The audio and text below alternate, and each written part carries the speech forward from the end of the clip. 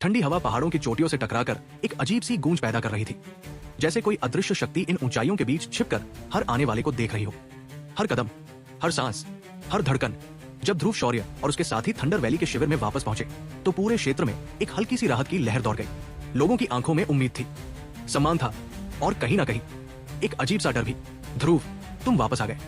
आवाजों में खुशी थी, लेकिन उस खुशी के पीछे छिपी बेचैनी को ध्रुव साफ महसूस कर सकता था। वो हल्के से मुस्कुराया, लेकिन उसकी आंखें शांत नहीं थी।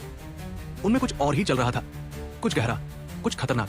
पहले काम की बात करते हैं। उसकी आवाज धीमी थी, लेकिन उसमें एक अजीब सा भार था, जैसे हर शब्द के पीछे कोई अदृश्य चेतावनी छिपी हो। मल्लिका ने धीरे धीरे आगे बढ़कर युआन होंग के साथ हुई सारी बातचीत बताई। सहयोग, तियानमिंग हवेली और उसके पीछे छिपे अंधेरे संकेत। कुछ पल के लिए सन्नाटा छा गया। हवा और भी भारी हो गई। ध्रुव ने आंखें बंद की, जैसे वो किसी गहरी सोच में डूब गया हो, और फिर धीरे से बोला, ये संभव है। उसके शब्द सुनकर सब चौंक गए, लेकिन उसकी आवाज और भी धीमी हो गई। हमें अभी सिर्फ एक चीज पर ध्यान देना है, तियानमिंग हवेली में प्रवेश। उसकी आंखें अचानक खुली और उनमें एक चमक थी, खतरनाक, अड़ेग। बाकी सब बाद में। उस रात कोई ज्यादा बात नहीं हुई, लेकिन नींद किसी को भी ठीक से नहीं आई। हर किसी को लग रहा था जैसे कुछ बड़ा होने वाला है, कुछ बहुत भयानक। और फिर अगली सुबह सूरज की किरणें जैसे ही पहाड़ों की चोटियों पर पड़ी, पूरा दल चल पड़ा। ध्रुव शौर्य सबसे आगे था, उसके पीछे मल्लिका, शूर और बाकी साथी। दूसरी तरफ आराध्य और उसकी बहनें भी अपने दल के साथ आगे बढ़ रही थी। जैसे जैसे वो ऊपर चढ़ते गए, हवा बदलने लगी, ठंडी, भारी और अजीब सी। बड़े भाई, आराध्य ने धीमी आवाज में कहा, ये पहाड़ कुछ अजीब है। ध्रुव ने बिना पीछे देखे जवाब दिया, सावधान रहो। उसकी आवाज में अब कोई हल्कापन नहीं था, सिर्फ चेतावनी थी। हर कदम के साथ जमीन बदल रही थी, और अचानक उनके पैरों के नीचे पीली रेत आ गई। ध्रुव झुका, उसने अपनी उंगलियों से थोड़ी रेत उठाई, और जैसे ही उसने उसे महसूस किया, उसकी आंखें सिकुड़ गई। ये रेत, उसने धीरे से कहा, कुछ रोक रही है, जैसे किसी शक्ति को बाहर निकलने से रोक रही हो। सब एक दूसरे को देखने लगे, लेकिन आगे बढ़ना ही था। और फिर वो शिखर पर पहुंच गए। एक विशाल, प्राचीन जंगल, चारों तरफ गहरी खामोशी, सिर्फ हवा की सरसराहट और दिल की धड़कन। कुछ मिला? ध्रुव ने पूछा। नहीं, आराध्य ने सिर हिलाया।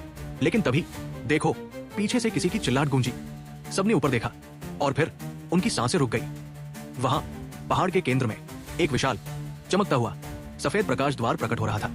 उससे निकल रही ऊर्जा इतनी प्रबल थी कि हवा तक कांप रही थी। अंतरिक्ष का द्वार, विमय की आवाज कांप गई। तियानमिंग हवेली का प्रवेश, बस इतना सुनना था। कई शिष्य पागलों की तरह दौड़ पड़े। रुको, ध्रुव चीखा। उसकी आवाज गूंजी, पहाड़ों से टकराई। मत जाओ। लेकिन बहुत देर हो चुकी थी। जैसे ही पहला व्यक्ति उस द्वार से टकराया, बैंग, एक भयानक धक्का, और वो सीधा पीछे उड़ गया।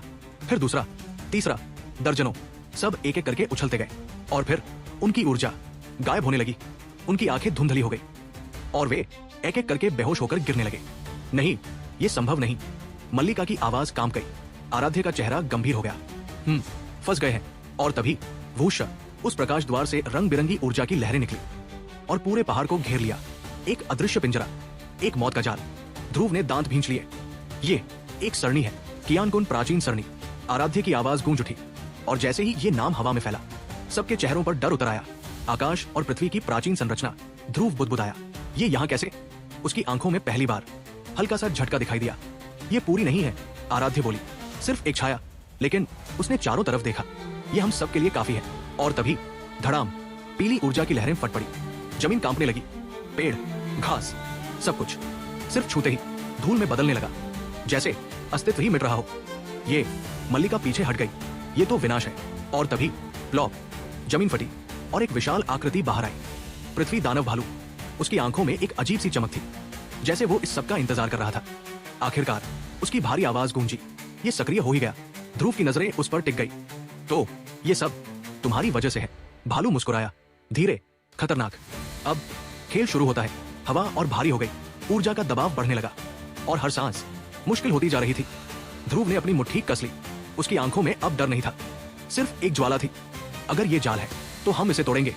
धीरे धीरे उसके शरीर से आग जैसी ऊर्जा निकलने लगी।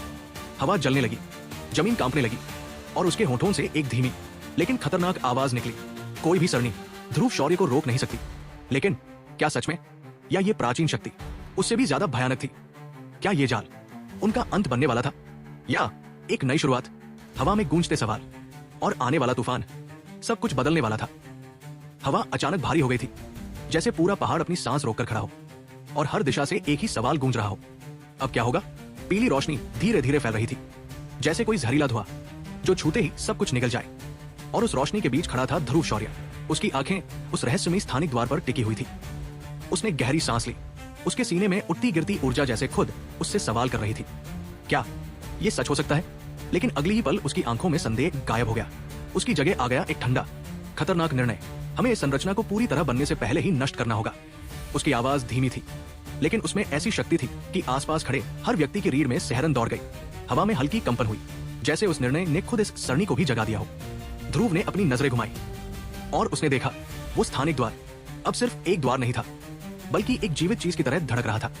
उसकी सतह पर पीली ऊर्जा के धागे घूम रहे थे और वे धीरे धीरे एक विशाल, जटिल और प्राचीन पैटर्न बना रहे थे।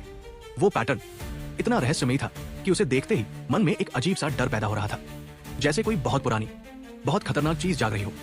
ध्रुव की आंखें सिकुड़ गई। ये सरणी की शक्ति बाहर आ रही है। उसके शब्द जैसे हवा में घुल गए और उसी पल सबको महसूस हुआ एक भारी दबाव, जैसे आकाश नीचे झुकाया हो, जैसे धरती खुद कांप रही हो। आराध्य ने धीरे से आगे कदम बढ़ाया। उसके माथे के बीच कियानकुन जेड दीवार हल्के हल्के चमकने लगी। उसकी आवाज कांपी नहीं, लेकिन उसमें गंभीरता थी। बड़े भाई, मुझे थोड़ा समय चाहिए।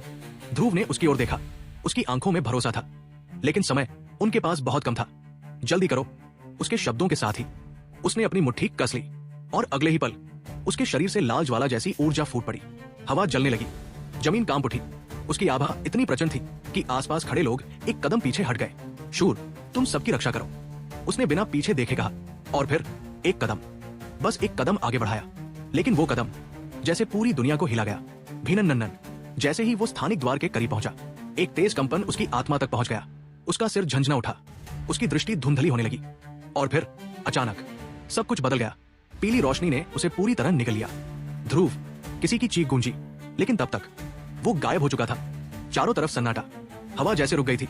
वह कहां गया? सीनियर सेन की आवाज कांप उठी। किसी के पास जवाब नहीं था, लेकिन सच्चाई बहुत भयानक थी। ध्रुव शौर्य उस सरणी के अंदर खिंच चुका था, एक अलग, बंद और घातक दुनिया में। आराध्य ने आंखें बंद कर ली। उसका चेहरा शांत था, लेकिन उसके भीतर तूफान चल रहा था। हमें यहां से हटना होगा, वाशिम भाई ने तुरंत कहा। अगर हम भी इस रोशनी में फंस गए तो हम भी। वो अपनी बात पूरी नहीं कर पाया, लेकिन सब समझ गए। एक एक करके वे पीछे हटने लगे। पीली रोशनी अब और फैल रही थी और जो भी उसके संपर्क में आता वो गायब हो जाता, जैसे कभी था ही नहीं। और दूसरी तरफ ध्रुव शौर्य, धिक्कार है, उसने दांत भींच लिए। उसका शरीर अभी भी उस अजीब ऊर्जा के झटके से कांप रहा था। लेकिन जब उसने अपनी आंखें खोली तो जो उसने देखा, उसने उसकी सांसें रोक दी। वो एक विशाल गोलाकार संरचना के बीच खड़ा था। चारों तरफ असंख्य विशाल मूर्तियां, मानवाकार, लेकिन कुछ अलग। उनके चेहरे भावहीन थे, लेकिन उनकी आंखें जैसे उसे घूर रही हों, जैसे वे जीवित हों, जैसे वे इंतजार कर रही हों। उसके कदमों के नीचे एक अजीब पट्टी थी, जैसे वो हवा में लटका हुआ हो। चारों तरफ कोई जमीन नहीं, कोई आकाश नहीं, सिर्फ एक अजीब खालीपन। और उस खालीपन में सिर्फ वह और ये सरणी। ये कैसी जगह है? उसकी आवाज खुद उसके कानों में गूंज गई। अचानक धड़ाम, उसके पैरों के नीचे की सरणी चमक उठी। उसकी आंखें सिकुड़ गई और अगले ही पल विनाश की एक लहर बाहर निकली, इतनी प्रचंड कि हवा फटने लगी। आत्मा शक्ति। ध्रुव ने तुरंत अपनी सारी शक्ति सक्रिय कर दी। उसकी आत्मा से एक तेज रोशनी निकली और उसने खुद को ढाल की तरह ढक लिया। भिनन्नन, वे प्राचीन आकृतियां अचानक जीवित हो उठी। वे पीली ऊर्जा में बदल गई और हवा में तैरने लगी। उनकी नजरें सीधे ध्रुव पर टिकी थी, जैसे शिकारी अपने शिकार को देखता है। तो ये हमला है, ध्रुव ने धीरे से कहा, लेकिन उसकी आवाज में डर नहीं था, सिर्फ चुनौती थी। अचानक वे सारी ऊर्जा एक साथ उसकी ओर बढ़ी। तेज, घातक, अपरिहार्य आग। ध्रुव की आंखें चमक उठी और अगले ही पल उसके शरीर से आग का सागर फूट पड़ा। लपटें घूमने लगी, जैसे कोई अग्नि चक्र जो हर चीज को निगलने के लिए तैयार हो। धड़ाम, दोनों शक्तियां टकराई और एक भयानक विस्फोट हुआ। पूरा स्थान कांप उठा, लेकिन कुछ अजीब हुआ। ध्रुव की ज्वालाएं उन पीली ऊर्जा को निगलने लगी। ये ध्रुव खुद चौंक गया।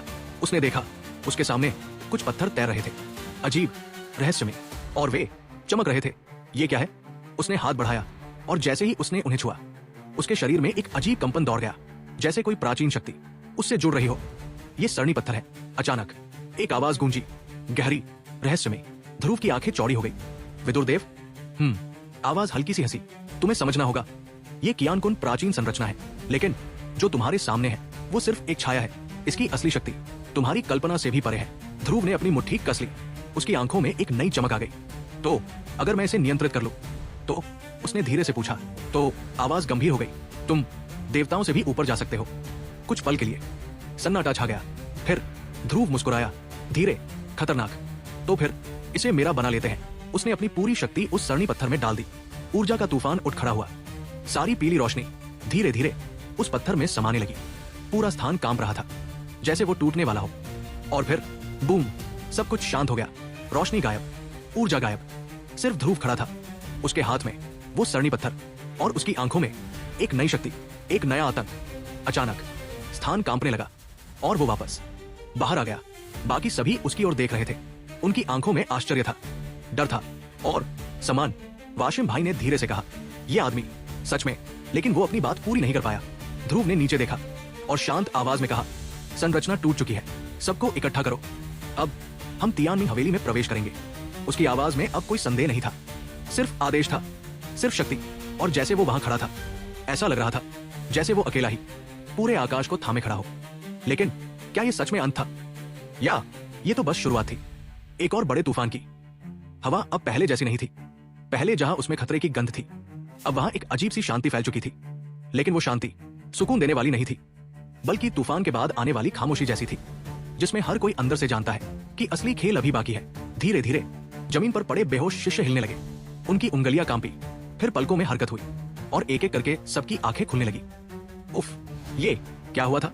किसी ने सिर पकड़ते हुए कहा। लेकिन जैसे ही उनकी नजर ध्रुव शौर्य पर पड़ी, उनके चेहरे बदल गए। शर्म, पछतावा और खुद पर गुस्सा, क्योंकि वो जानते थे अभी जो हुआ वो उनकी गलती थी। जल्दबाजी, और उस जल्दबाजी की कीमत लगभग सबको अपनी जान देकर चुकानी पड़ती। ध्रुव वही खड़ा था, शांत, स्थिर। उसकी सांसें सामान्य थी, लेकिन उसके भीतर की ऊर्जा अभी भी धीरे धीरे उबल रही थी।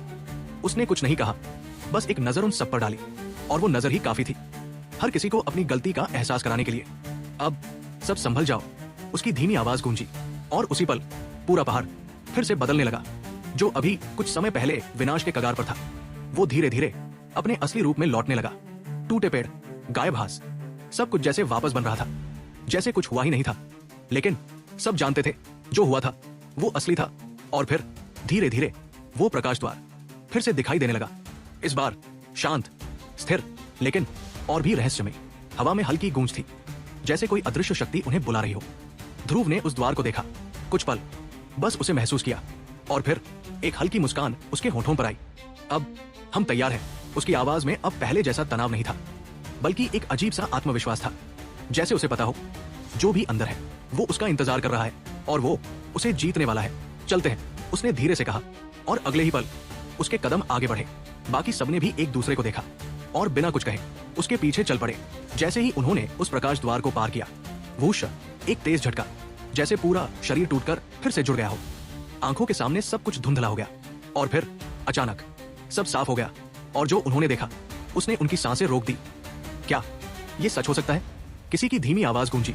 उनके सामने एक अलग ही दुनिया थी, जैसे स्वर्ग, लेकिन उससे भी ज्यादा भव्य। वे एक ऊंचे पहाड़ की चोटी पर खड़े थे, और नीचे फूलों का एक विशाल सागर फैला हुआ था। हर रंग, हर खुशबू, हर दिशा में हवा में फूलों की महक घुली हुई थी, और हल्की हल्की हवा उन फूलों को हिला रही थी, जैसे कोई जीवित चित्र हो। लेकिन ये तो बस शुरुआत थी। उस फूलों के सागर के अंत में एक विशाल, भव्य और रहस्यमयी शहर खड़ा था। तियानमिंग मनोर, एक ऐसा शहर जो बादलों और कोहरे में छिपा हुआ था। उसकी इमारतें अजीब आकार की, लेकिन हर एक में एक अलग ही शक्ति थी, जैसे वे सिर्फ पत्थर नहीं बल्कि जीवित संरचनाएं हों। और उस पूरे शहर के बीच एक विशाल हवेली खड़ी थी, इतनी भव्य कि बाकी सब उसके सामने फीके लग रहे थे, जैसे वह इस दुनिया का केंद्र हो। ये सच में? शूर की आवाज धीमी हो गई। अकल्पनीय है। ध्रुव कुछ नहीं बोला, वो बस देख रहा था। उसकी आंखें हर चीज को, हर ऊर्जा को, हर बदलाव को महसूस कर रही थी। ये जगह, उसने मन ही मन कहा, सिर्फ सुंदर नहीं है, ये खतरनाक भी है। मल्लिका धीरे से उसके पास आई। तुम भी वही महसूस कर रहे हो? ध्रुव ने हल्का सा सिर हिलाया। यहाँ हर चीज में शक्ति है, और हर शक्ति किसी न किसी रहस्य को छिपाए हुए है। तभी एक हंसी गूंजी। हे, तो तुम लोग आ ही गए। सब चौंक गए। उनकी आत्मा शक्ति तुरंत सक्रिय हो गई, और उनकी नजरें आवाज की दिशा में घूम गई। एक सफेद रोशनी धीरे धीरे आकार लेने लगी, और फिर वो एक इंसान में बदल गई। एक युवा, शांत चेहरा, साफ कपड़े, आंखों में गहराई और होठों पर हल्की मुस्कान। डरो मत, उसने हाथ उठाकर कहा। मैं तियानफू हूं, तुम्हारा मार्गदर्शक। ध्रुव ने उसे ध्यान से देखा। उसकी नजरें गहरी हो गई। 3 सितारा ईश्वर देव, उसने मन ही मन कहा। यह आदमी साधारण नहीं है। तियानफू मुस्कुराया, जैसे उसे सब समझ आ गया हो। आओ, मैं तुम्हें अंदर ले चलता हूं। उसकी आवाज में एक अजीब सा सुकून था, लेकिन उस सुकून के पीछे कुछ छिपा हुआ था, कुछ जिसे अभी कोई नहीं समझ पा रहा था। वे सब उसके पीछे चल पड़े, पहाड़ से नीचे और धीरे धीरे शहर के अंदर। जैसे जैसे वे आगे बढ़े, उनकी आंखें और भी चौड़ी होती गई। हर तरफ अजीब चीजें, अनजाने खजाने, अजीब औषधियां, ऐसी वस्तुएं जो उन्होंने पहले कभी नहीं देखी थी। हवा में ऊर्जा इतनी घनी थी कि हर सांस शक्ति से भरी लग रही थी। ये जगह, मल्लिका ने कहा, ये तो जैसे एक खजाना है। तियानफू हंसा। ये तो बस शुरुआत है। यहाँ जो चाहो वो मिल सकता है, बस कीमत देनी होगी। ध्रुव ने भौहें चढ़ाई। कीमत? यहाँ कोई मुद्रा नहीं चलती, तियानफू बोला, सिर्फ वस्तु विनिमय। ध्रुव मुस्कुराया। तो असली खेल यही शुरू होता है। धीरे धीरे वे शहर के पूर्वी हिस्से में पहुंचे, जहां एक शांत आंगन उनका इंतजार कर रहा था। यही ठहरो, तियानफू ने कहा। आराम करो और तैयार हो जाओ, क्योंकि असली परीक्षा अभी बाकी है। उसकी आंखों में एक चमक थी और फिर वो गायब हो गया, जैसे कभी था ही नहीं। रात हो चुकी थी। आंगन में सन्नाटा था, लेकिन ध्रुव के कमरे में शांति नहीं थी। वो जमीन पर बैठा था, आंखें बंद, और उसके चारों तरफ ऊर्जा घूम रही थी। आराध्य द्वारा दिया गया मंत्र धीरे धीरे उसके अंदर समा रहा था। हर सांस के साथ उसकी शक्ति बढ़ रही थी। लेकिन अचानक उसने आंखें खोल दी। उसका चेहरा गंभीर हो गया।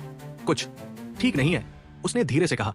बाहर हवा चल रही थी, लेकिन उस हवा में एक अजीब सी गंध थी, खतरे की।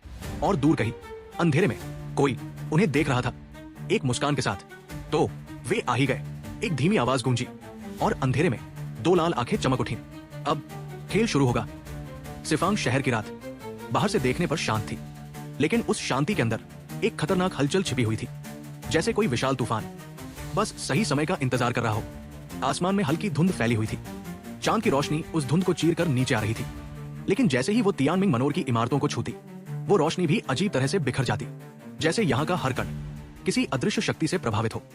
और उसी शहर के भीतर एक भव्य विशाल भवन, जिसकी दीवारें साधारण नहीं थी, उनमें हल्की हल्की ऊर्जा की लहरें दौड़ रही थी। वही बैठा था खलीफा, पूर्वी महाद्वीप का अधिपति। उसकी उंगलियां धीरे धीरे एक चाय के कप के किनारे को छू रही थी, लेकिन उसकी आंखें कहीं और थी, गहरी सोच में डूबी हुई। पूर्वी भाग, उसने धीमे से कहा। उसकी आवाज में हल्की असंतुष्टि थी। हमें वहां ठहराया गया है। उसके सामने खड़ा रक्षक थोड़ा घबरा गया। उसने तुरंत सिर झुकाया। महाराज, इस बार चारों महाद्वीपों की सेनाएं आई हैं। उत्तरी महाद्वीप की सेना सबसे पहले पहुंची। खलीफा की आंखें हल्की सी सिकुड़ी। हूँ, उसने धीरे से कप उठाया, एक घूंट लिया और फिर बहुत शांत आवाज में बोला, चारों महाद्वीप। उत्तर पहला स्थान, पश्चिम दूसरा, तीसरा और दक्षिण। उसने हल्की मुस्कान दी। सबसे नीचे कमरे में सन्नाटा छा गया।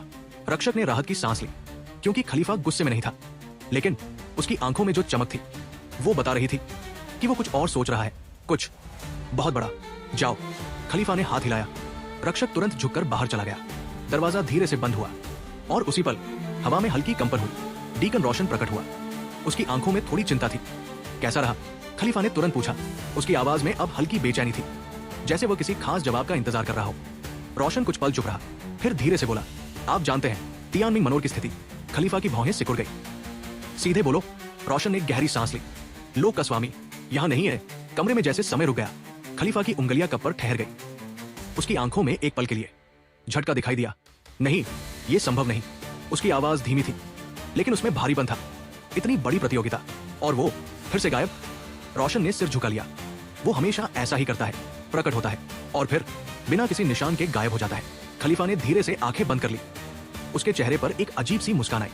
वो आदमी हमेशा की तरह लापरवाह, लेकिन उस मुस्कान के पीछे चिंता थी, क्योंकि उसके पास जो चीज थी वो साधारण नहीं थी।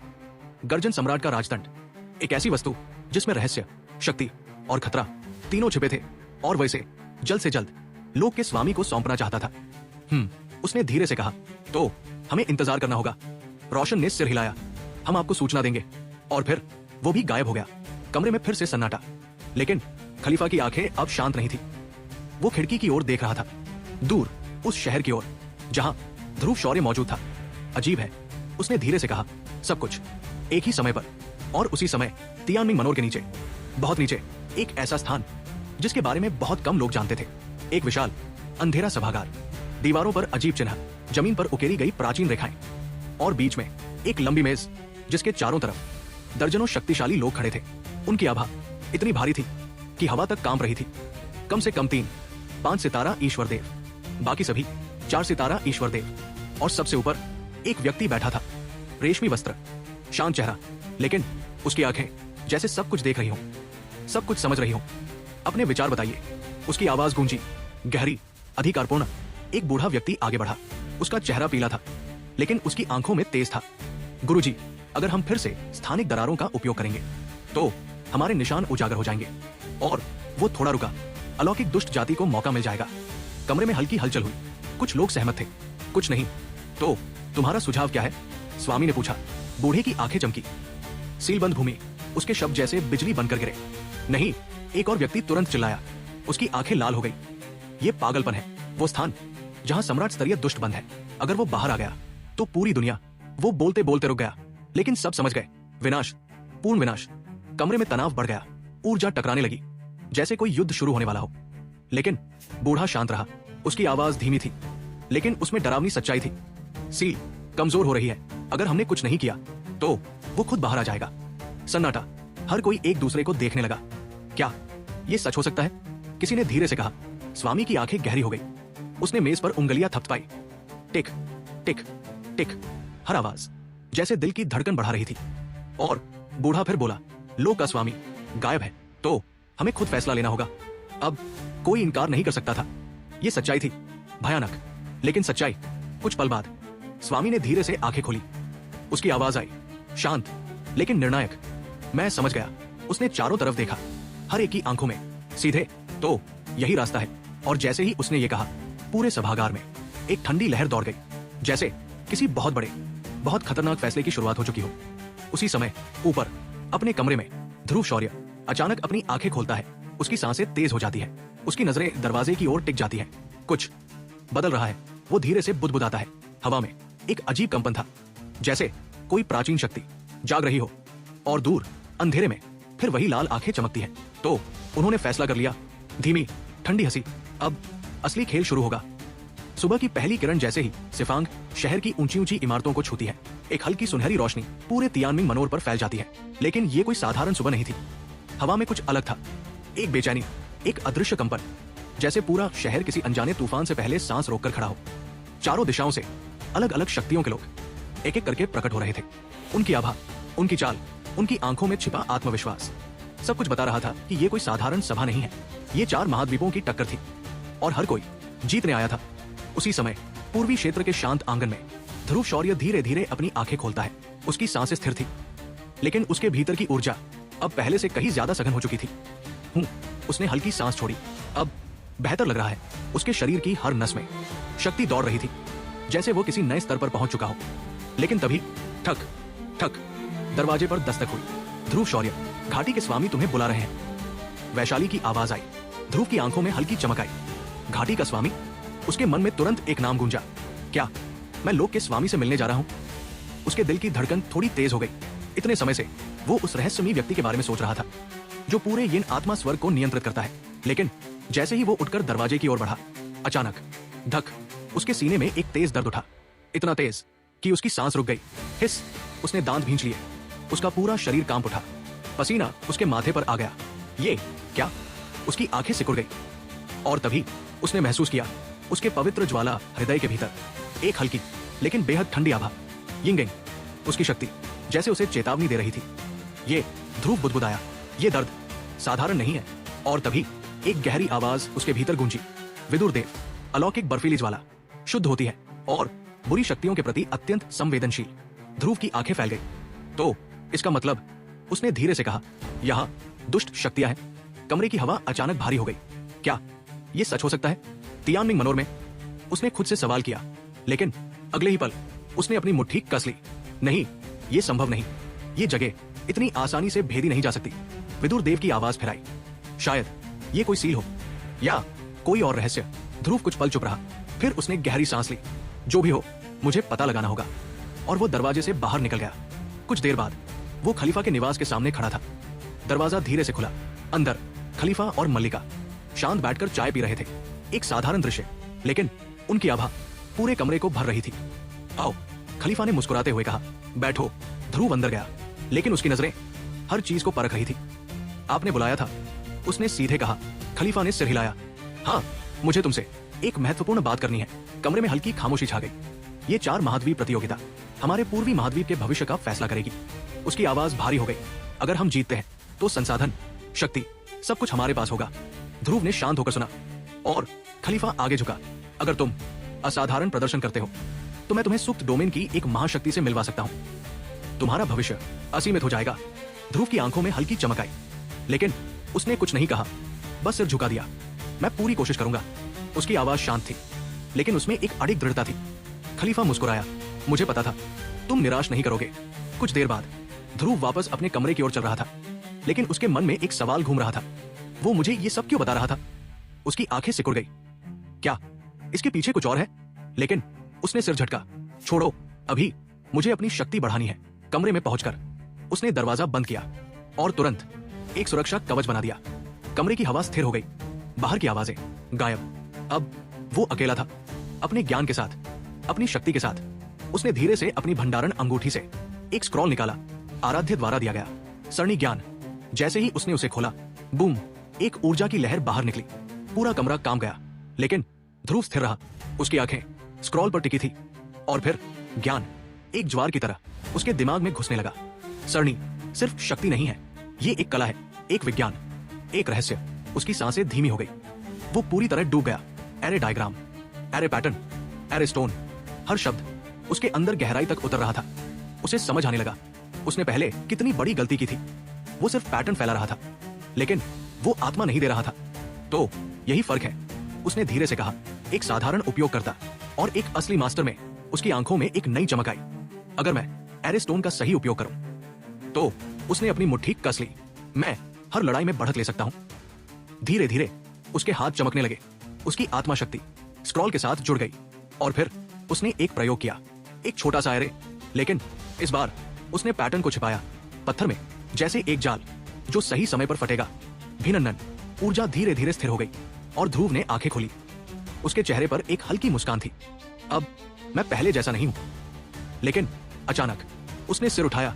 उसकी आंखें दरवाजे की ओर टिक गई। हवा में वही अजीब कंपन, और इस बार और भी स्पष्ट। ये, उसने धीमे से कहा, ये पास आ रहा है।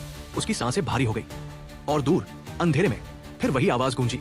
सील कमजोर हो रही है और तुम, ध्रुव शौर्य, तुम हमारे लिए सबसे बड़ा खतरा हो। एक धीमी डरावनी हंसी। लेकिन जल्द ही तुम भी हमारी दुनिया का हिस्सा बन जाओगे। ध्रुव की आंखें जल उठीं। आओ, उसने धीरे से कहा, देखते हैं कौन किसे खत्म करता है। और हवा एक बार फिर भारी हो गई। तूफान अब दूर नहीं था। तियानमिंग मनोर बाहर से जितना शांत दिख रहा था, अंदर उतना ही उथल पुथल से भरा हुआ था। हवा में हल्की हल्की ऊर्जा की तरंगें घूम रही थी, जैसे कोई अदृश्य शक्ति हर एक आत्मा को परख रही हो, हर एक साधक को तौल रही हो। चारों महाद्वीपों से आए योद्धा अलग अलग स्थानों पर ध्यान में बैठे थे।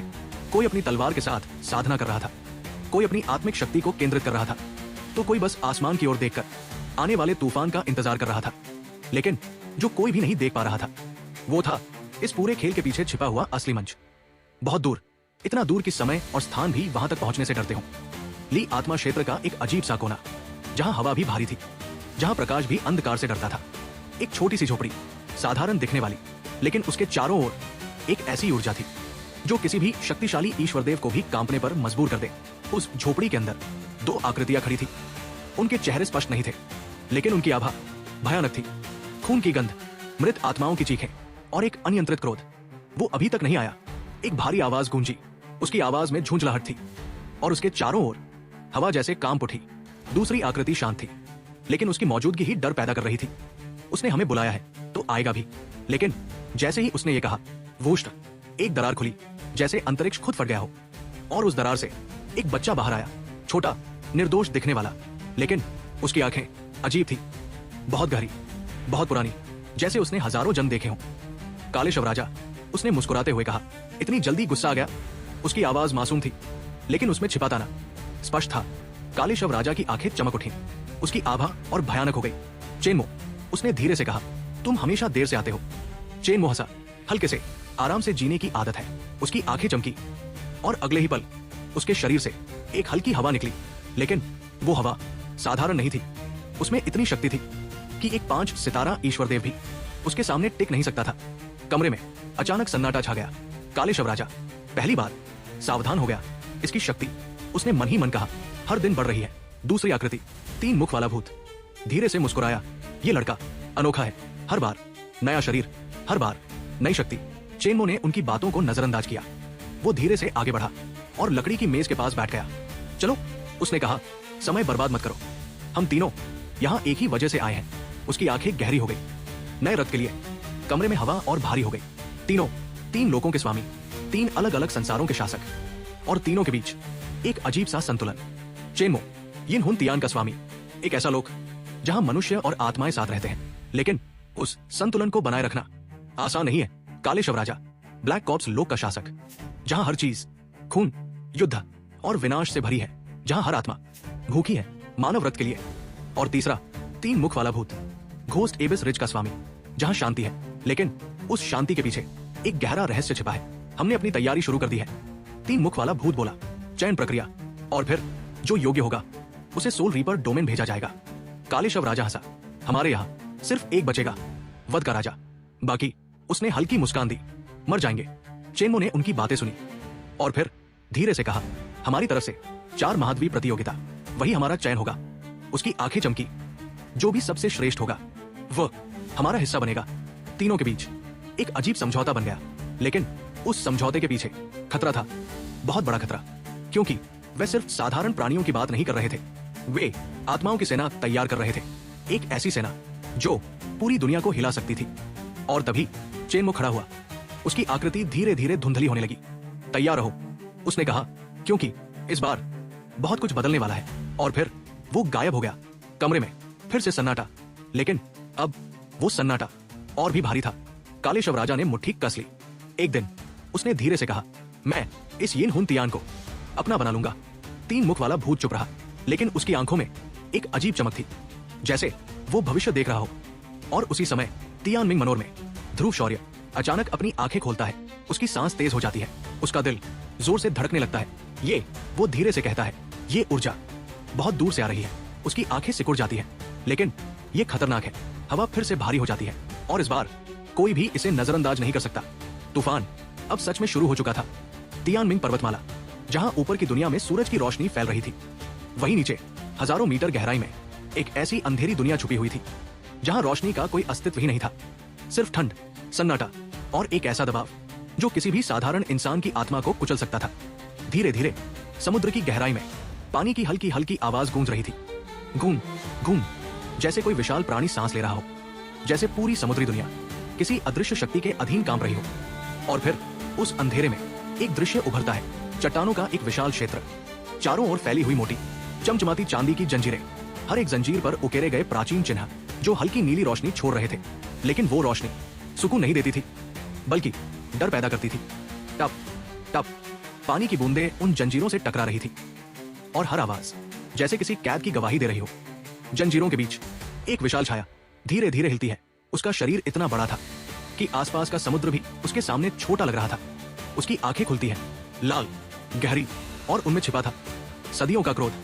गुरुजी, एक आवाज आती है, डरी हुई लेकिन सम्मान से भरी। वो था शशांक, जिसके चेहरे पर साफ डर झलक रहा था। वो उस प्राणी के सामने खड़ा था, लेकिन उसकी नजरें उठाने की हिम्मत भी नहीं कर पा रहा था। बोलो, उस विशाल प्राणी की आवाज गूंजी, धीमी लेकिन इतनी भारी कि समुद्र का पानी भी कांप उठा। गुरुजी, हमारी सारी योजनाएं असफल हो गई है। उन्हें रोक नहीं पाए। जो भी प्रतियोगिता में आ रहे हैं वे सब तियानमिंग मनोर तक पहुंच चुके हैं। कुछ पल के लिए पूरा क्षेत्र शांत हो गया। फिर वो प्राणी हल्का सा हंसा। हाँ, उसकी हंसी डरावनी थी, जैसे किसी दानव की खुशी। तो इसका मतलब इस बार खेल बड़ा होगा। उसकी आंखों में एक चमक आई। और बड़ा खेल हमारे लिए सबसे अच्छा मौका होता है। शशांक काम गया। उसने सिर और झुका लिया। उसे पता था जब उसका गुरु ऐसे बोलता है तो कुछ बहुत भयानक होने वाला है। अचानक उस प्राणी के शरीर से नीली ऊर्जा निकलने लगी। धीरे धीरे वो ऊर्जा एक आकार लेने लगी और फिर एक भुजा बन गई, नीली, चमकती हुई। लेकिन उसके आसपास की ऊर्जा इतनी खतरनाक थी कि पानी भी उसके पास जाते ही कांपने लगता था। इसे ले जाओ, प्राणी ने कहा राष्ट्रकूट के पास। अब समय आ गया है पूरा युद्ध छेड़ने का। शशांक के हाथ कांपने लगे, लेकिन उसने हिम्मत करके उस भुजा को पकड़ा। धड़ाम, जैसे ही उसने छुआ, उसके शरीर में बिजली दौड़ गई, उसकी आंखें फैल गई। ये क्या है? उसकी सांसें तेज हो गई, लेकिन उसने खुद को संभाला। मैं आपकी आज्ञा का पालन करूंगा। और फिर वो धीरे धीरे अंधेरे में गायब हो गया। पीछे वो विशाल प्राणी धीरे धीरे आंखें बंद करता है, लेकिन उसके चेहरे पर एक खतरनाक मुस्कान थी। पाताल लोक के राजा, तुमने मुझे हजारों साल तक कैद रखा, अब तुम्हारी बारी है। दृश्य बदलता है और समुद्र की और गहराई में अचानक अंधेरे के बीच एक चमक उभरती है। क्रिस्टल महल, चमचमाते हुए, नीले, सफेद, पारदर्शी, जैसे कोई सपना। लेकिन उस सपने के पीछे छुपा था खतरा। महल के अंदर एक विशाल सिंहासन और उस पर बैठा हुआ राष्ट्रकूट। उसकी आंखें बंद थी, लेकिन उसका चेहरा शांत नहीं था, बल्कि गंभीर था, जैसे वो कुछ सोच रहा हो। तभी उसके सामने एक काली धुंध प्रकट होती है। धीरे धीरे वो धुंध हिलती है और एक आवाज निकलती है, प्रभु राष्ट्रकूट, सहयोग करना चाहते हैं। राष्ट्रकूट की आंखें खुलती है धीरे धीरे और उसकी नजर सीधे उस धुंध पर टिक जाती है। सहयोग? उसकी आवाज ठंडी थी। तुम लोग आत्मवंश कभी बिना मकसद के नहीं आते। धुंध हंसी, हल्की लेकिन डरावनी। इस बार हमारा लक्ष्य है ध्रुव शौर्य। जैसे ही ये नाम गूंजा, महल की हवा बदल गई। राष्ट्रकूट की आंखों में एक पल के लिए आश्चर्य उभरा। वो लड़का, वो तो बस एक छोटा सा साधक है। धुंध की आवाज और गहरी हो गई। नहीं, वो साधक अब खतरा बन चुका है। उसने हमारे 5 आत्मा रक्षकों को खत्म कर दिया और उसके अंदर शौर्य वंश का रक्त है। राष्ट्रकूट की सांस रुक गई। क्या ये सच हो सकता है? उसकी आंखें फैल गई। कुछ पल के लिए वो चुप रहा, फिर उसके चेहरे पर गुस्सा उभरा। उसे याद आया उसकी हार, उसका अपमान, उसका भाई जो अब भी कैद था। अगर, उसने धीरे से कहा, अगर ये सच है तो वो लड़का मेरे लिए भी जरूरी है। धुंध मुस्कुराई। हम उसे पकड़ेंगे और उसके जरिए शौर्य वंश का रहस्य जानेंगे। फिर उस शक्ति के मालिक बन जाएंगे। कमरे में सन्नाटा छा गया, लेकिन वो सन्नाटा शांति का नहीं था, बल्कि तूफान से पहले की खामोशी था। राष्ट्रकूट धीरे धीरे खड़ा हुआ। उसकी आंखों में अब सिर्फ एक चीज थी, बदला। ठीक है, उसने कहा, सौदा पक्का। धुंध हंसी। तो हमारी जीत के लिए दोनों की हंसी महल में गूंजने लगी, लेकिन वो हंसी मौत की घोषणा थी। उसी समय तियानमिंग मनोर में ध्रुव शौर्य अचानक अपनी आंखें खोलता है। उसका दिल तेजी से धड़क रहा था। कुछ, वो धीरे से कहता है, कुछ बहुत गलत हो रहा है। उसके चारों ओर हवा भारी हो जाती है, जैसे कोई अदृश्य नजर उसे देख रही हो। नहीं, वो धीरे से फुसफुसाता है, ये सिर्फ प्रतियोगिता नहीं है, ये युद्ध है। दूर आसमान में बादल गरजते हैं, बिजली चमकती है और उस चमक में जैसे भविष्य की एक झलक दिखती है। खून, आग और विनाश। ध्रुव शौर्य की मुट्ठी कस जाती है।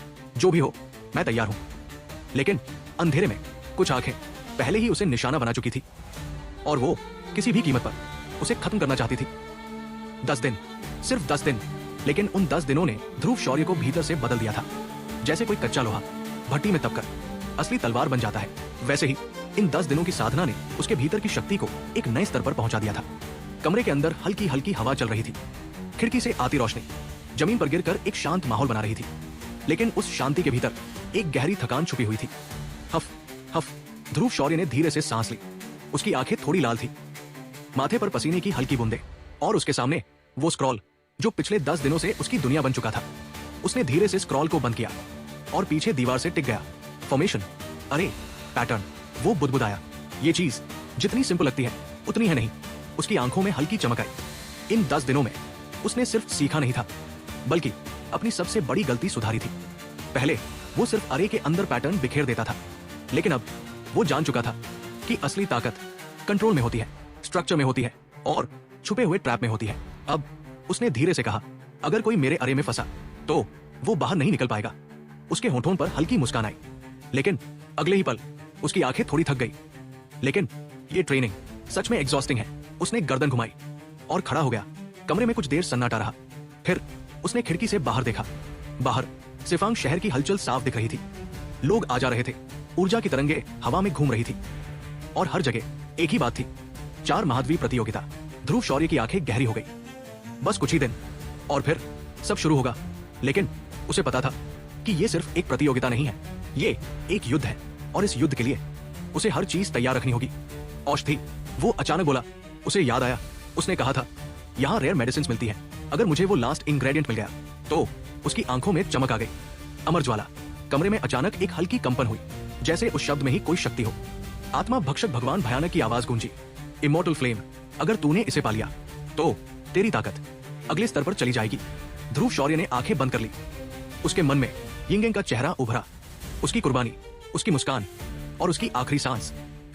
उसने धीरे से कहा, यह फ्लेम जरूर हासिल करूंगा। लेकिन उसे नहीं पता था कि इस रास्ते में कितने खतरे छुपे हुए हैं। और आत्मा भक्षक भगवान भयानक कुछ बातें उससे छुपा रहा है। 3 पवित्र ज्वालाएं, 3, और उसके पास अभी सिर्फ 2 है। लेकिन ये सच्चाई अभी ध्रुव शौर्य से दूर थी। चलो, उसने खुद से कहा, पहले दवा बाजार चलते हैं। और फिर वो कमरे से बाहर निकल गया। सिफांग शहर, भीड़, हलचल, आवाजें, हर तरफ जीवन और ऊर्जा। जैसे ही ध्रुव शौर्य दवा बाजार के पास पहुंचा, हवा बदल गई। एक अलग सी खुशबू, तीखी लेकिन आकर्षक। ये उसने गहरी सांस ली। दवाओं की खुशबू, उसके चेहरे पर हल्की मुस्कान आ गई। यही जगह है। उसने ऊपर देखा, दवा बाजार, 2 बड़े अक्षर हवा में तैरते हुए, जैसे किसी ने उन्हें ऊर्जा से गढ़ा हो। वो धीरे धीरे अंदर चला गया और जैसे ही उसने कदम रखा, आइए आइए, 3रे दर्जे की सम्राट स्तरीय गोली, तुरंत शक्ति बढ़ाए। 4वीं श्रेणी की अमर गोली, विपत्ति से मुक्ति। आवाजें हर तरफ, शोर, हलचल और अनगिनत दुकानें। हर दुकान पर अजीब अजीब दवाएं। कुछ चमक रही थी, कुछ धुआं छोड़ रही थी, कुछ तो ऐसी थी जिन्हें देखकर ही डर लगता था। ध्रुव शौर्य धीरे धीरे चलता रहा। उसकी आंखें हर चीज को स्कैन कर रही थी। ये सब अच्छा है, लेकिन मेरे काम का नहीं। उसने सिर हिलाया। उसे चाहिए था कुछ खास, कुछ रेयर, कुछ जो उसकी डेस्टिनी बदल दे। लेकिन अचानक उसकी नजर एक इमारत पर पड़ी, भव्य, चांदी जैसी चमकती हुई। उसके चारों ओर सफेद धुंध घूम रही थी, जैसे बादल। ये ध्रुव शौर्य रुक गया। ये जगह उसकी आंखों में चमक आ गई। यहाँ कुछ खास है। दवाओं का मंडप। उसने धीरे से पढ़ा और तभी आत्मा भक्षक भगवान भयानक की आवाज आई, हे, उस बूढ़े आदमी को देख। ध्रुव शौर्य चौंका। बूढ़ा? उसने नजर घुमाई और देखा, एक कोने में एक साधारण सा बूढ़ा आदमी बैठा था। उसके सामने कुछ मिट्टी के बर्तन, साधारण, लेकिन ध्रुव शौर्य की आंखें सिकुड़ गई। ये साधारण नहीं है। उसने महसूस किया उन बर्तनों के अंदर एक विशाल स्पेस, जैसे स्टोरेज रिंग्स, लेकिन कई गुना बड़े। ये आदमी साधारण नहीं है। वो धीरे धीरे उसके पास गया। बाबा, उसने सम्मान से कहा, मैं पहली बार यहाँ आया हूँ, कुछ पूछना चाहता हूँ। बूढ़े ने धीरे धीरे आंखें खोली। उसकी नजर सीधे ध्रुव शौर्य की आत्मा तक पहुंच गई। वो मुस्कुराया। दिलचस्प, इतनी कम उम्र और इतनी गहरी आत्मिक शक्ति। ध्रुव शौर्य चुप रहा, लेकिन अंदर वो सतर्क हो गया। ये बूढ़ा खतरनाक है। दवा बाजार और इस मंडप में क्या फर्क है? उसने पूछा। बूढ़ा हंसा। दवा बाजार बस व्यापार है, लेकिन दवा मंडप, यहाँ सिस्टम है, गोपनीयता है और असल ताकत है। ध्रुव शौर्य ने सिर हिलाया। समझ गया। वो आगे बढ़ा और अंदर चला गया। लेकिन जैसे ही वो गया, बूढ़े की आंखें चमक उठी। ये लड़का आने वाले तूफान का केंद्र बनेगा, उसने धीरे से कहा। और तभी एक आदमी दौड़ता हुआ आया। बड़े तियान, आप यहाँ, कृपया अंदर आइए। बूढ़ा मुस्कुराया, धीरे से खड़ा हुआ और उसकी असली पहचान सामने आई। एल्डर तियान, सीलबंद भूमि का स्वामी। और उसी समय दूर कहीं अंधेरे में कुछ शक्तियां जाग चुकी थी, जो ध्रुव शौर्य का इंतजार कर रही थी। जैसे ही ध्रुव शौर्य ने उस रहस्यमयी औषधि मंडप के अंदर कदम रखा, उसके चारों ओर की हवा अचानक बदल गई। बाहर की भीड़ भाड़, आवाजें, व्यापार की हलचल, सब मानो पीछे छूट गई थी। यहाँ सिर्फ शांति थी, लेकिन वो शांति साधारण नहीं थी। वो एक ऐसी शांति थी जिसमें अनगिनत शक्तियों की परछाइयां छुपी हुई थी। दरवाजे के दोनों ओर खड़े 2 रक्षक, जिनके शरीर से स्थिर लेकिन खतरनाक ऊर्जा निकल रही थी, अचानक अपनी नजरें ध्रुव शौर्य पर टिकाते हैं। वहां कौन है? उनकी आवाज भारी थी, ठंडी थी और उसमें कोई भाव नहीं था, जैसे वो सिर्फ एक नियम निभा रहे हों। लेकिन उनके भीतर हर एक हरकत पर नजर रखने की क्षमता थी। ध्रुव शौर्य हल्का सा मुस्कुराया, लेकिन उसकी आंखें गंभीर थी। हम औषधीय जड़ी बूटियां खरीदने आए हैं, उसने धीरे से कहा। दोनों रक्षक एक दूसरे की तरफ देखते हैं, फिर वापस उसकी ओर। प्रमाण दिखाइए। एक ने हाथ आगे बढ़ाया। ध्रुव शौर्य के चेहरे पर हल्की हैरानी आई। प्रमाण? उसने सोचा, तो यहाँ हर चीज इतनी आसान नहीं है। रक्षक ने समझाया, पहली मंजिल सभी के लिए खुली है, दूसरी मंजिल सिर्फ खास लोगों के लिए, और तीसरी मंजिल। उसकी आवाज थोड़ी धीमी हो गई। वो असली जगह है। ध्रुव शौर्य की आंखों में चमक आ गई। तीसरी मंजिल, वही मुझे जाना होगा। वहां जाने के लिए क्या चाहिए? उसने पूछा। रक्षक ने उसे ऊपर से नीचे तक देखा, फिर कहा, या तो दिव्य रसायन का प्रमाण, या 4 सितारा ईश्वरदेव की शक्ति। कुछ पल के लिए सन्नाटा, फिर ध्रुव शौर्य के हाथ में एक हल्की रोशनी चमकी। उसने अपना पदक दिखाया और उसी पल दोनों रक्षकों की आंखें फैल गई। ये दिव्य स्तर। उनकी सांसें तेज हो गई। इतनी कम उम्र में उनके चेहरे पर अब सम्मान था। महाराज, कृपया अंदर आइए। और अगले ही पल उनका व्यवहार पूरी तरह बदल चुका था। ध्रुव शौर्य बिना कुछ बोले अंदर चला गया, लेकिन उसके पीछे एक रक्षक धीरे से बुदबुदाया, ये लड़का भविष्य में क्या बनेगा? औषधि मंडप के अंदर गलियारे एक के बाद एक, जटिल, घुमावदार, हर मोड़ पर अदृश्य दीवारें, आत्मिक ऊर्जा की लहरें जो हर चीज को रोक रही थी। ध्रुव शौर्य ने महसूस किया, यहाँ कोई भी किसी को देख नहीं सकता, हर कोई छुपा हुआ है। उसके कदम धीरे धीरे गूंज रहे थे, टक टक, और हर आवाज उसकी सतर्कता बढ़ा रही थी। कुछ देर बाद रक्षक रुक गया, यहाँ प्रतीक्षा कीजिए, और चला गया। कमरा शांत हो गया। कुछ पल बाद दरवाजा खुला, धड़ाम। एक आदमी अंदर आया, तेज नजरें, चालाक मुस्कान। मैं प्रबंधक हुआ हूं, आपकी क्या आवश्यकता है? ध्रुव शौर्य ने सीधे उसकी आंखों में देखा। मुझे गहरे समुद्र से हजारों साल पुरानी रहस्यमयी बर्फ चाहिए। कमरे में अचानक एक भारीपन आ गया। प्रबंधक हुआ की आंखें सिकुड़ गई। तुम्हें वो चाहिए? उसकी आवाज में आश्चर्य था। क्या कोई समस्या है? ध्रुव शौर्य शांत था, लेकिन भीतर वो पूरी तरह सतर्क था। नहीं, समस्या नहीं, लेकिन उस चीज की कीमत आसमान छूती है। ध्रुव शौर्य हल्का सा हंसा। कीमत? मेरे लिए समस्या नहीं है। उसकी आवाज में आत्मविश्वास था, ऐसा आत्मविश्वास जो किसी भी सौदे को पलट सकता था। प्रबंधक हुआ कुछ पल सोचता रहा, फिर बोला, वो हमारे पास है, लेकिन एक व्यक्ति के पास, और वो खजानों का पागल है। उससे कुछ लेना लगभग असंभव है। ध्रुव शौर्य की आंखों में हल्की चमक आई। असंभव? इस दुनिया में? वो मुस्कुराया। मुझे रास्ता दिखाओ। सीढ़ियां एक के बाद एक, नीचे, ऊपर, घुमावदार, और फिर एक पुराना लकड़ी का दरवाजा। उस दरवाजे से एक अजीब सी ऊर्जा निकल रही थी, गहरी, भारी और थोड़ी खतरनाक। यही है, प्रबंधक हुआ ने धीरे से कहा, एल्डर लुओ। और उसने दरवाजा खटखटाया। टक टक। अंदर से एक गुस्से भरी आवाज आई, भागो यहां से, हर बार आते हो मेरी चीजों को घूरने। ध्रुव शौर्य की आंखें सिकुड़ गई। ये अलग है, प्रबंधक ने धीरे से कहा। 4 सितारा ईश्वर देव, बिजली तत्व, बहुत खतरनाक। ध्रुव शौर्य आगे बढ़ा। उसने हल्के से सिर झुकाया और अपनी आत्मिक शक्ति को धीरे से बाहर छोड़ा। सीनियर। उसकी आवाज साधारण थी, लेकिन उसके पीछे एक दिव्य शक्ति छुपी थी। और जैसे ही वो शक्ति दरवाजे से टकराई, क्रीक, दरवाजा खुल गया।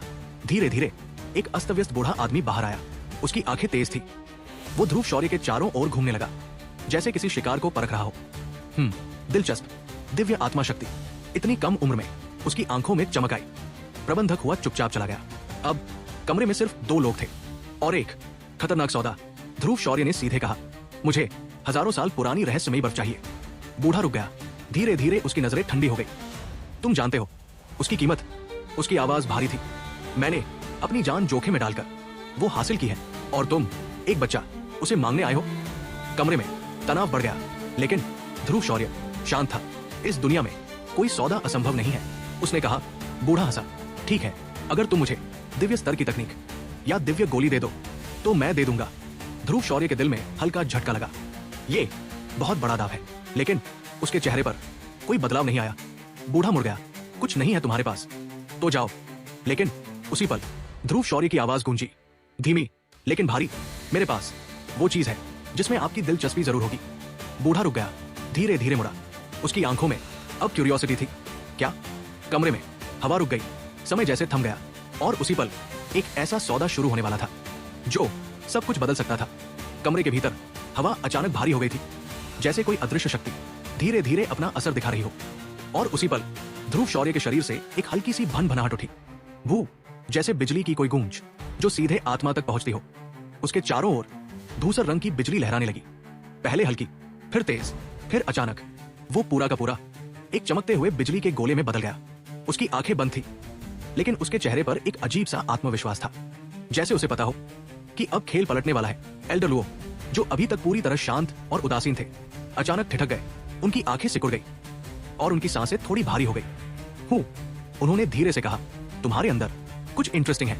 उनकी नजरें अब सिर्फ ध्रुव शौर्य पर थी, जैसे कोई शिकारी अपने सामने खड़े शिकार की असली ताकत को समझने की कोशिश कर रहा हो। ध्रुव शौर्य ने धीरे धीरे अपनी आंखें खोली, और उसी पल उसके शरीर से निकलती बिजली की लहरें वापस उसकी हथेली में सिमटने लगी। Swish swish. कमरा फिर से शांत हो गया, लेकिन अब माहौल बदल चुका था। सीनियर। ध्रुव शौर्य मुस्कुराया। अब कैसा लगा? एल्डर लुओ कुछ पल तक चुप रहे, फिर अचानक बोले, अभी वो क्या था? उनकी आवाज में पहली बार क्यूरियोसिटी थी और हल्का सा लालच भी। ध्रुव शौर्य ने बिना जल्दबाजी के अपनी हथेली उठाई धीरे धीरे उसकी हथेली में एक छोटा सा धूसर बिजली का गोला बनने लगा। टिक टिक क्रैक। उस गोले के आसपास बिजली की लकीरें घूम रही थी, जैसे कोई जीवित चीज हो। गरज का स्रोत, उसने धीरे से कहा, और उसी पल कमरे में एक भयानक कंपन फैल गया। एल्डर लुओ की आंखें फैल गई, उनकी पुतलियां कांप उठीं। ये वो अचानक आगे बढ़े, लगभग दौड़ते हुए, और उस थंडर पर्ल को ध्यान से देखने लगे। उनके हाथ कांप रहे थे।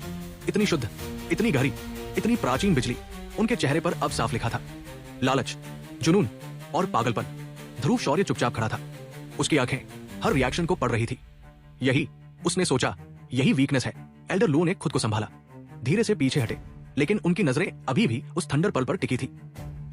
उन्होंने गहरी सांस ली। ये चीज कीमती है, लेकिन उन्होंने जानबूझकर आवाज ठंडी कर ली। 1000 साल पुरानी रहस्यमयी बर्फ से कम है। ध्रुव शौर्य के अंदर हल्की सी मुस्कान आई। तो ये खेल अभी खत्म नहीं हुआ, उसने सोचा। सीनियर, उसने धीरे से कहा, इसको कम मत आकिए। और फिर उसने अपनी उंगलियां हल्की सी हिलाई।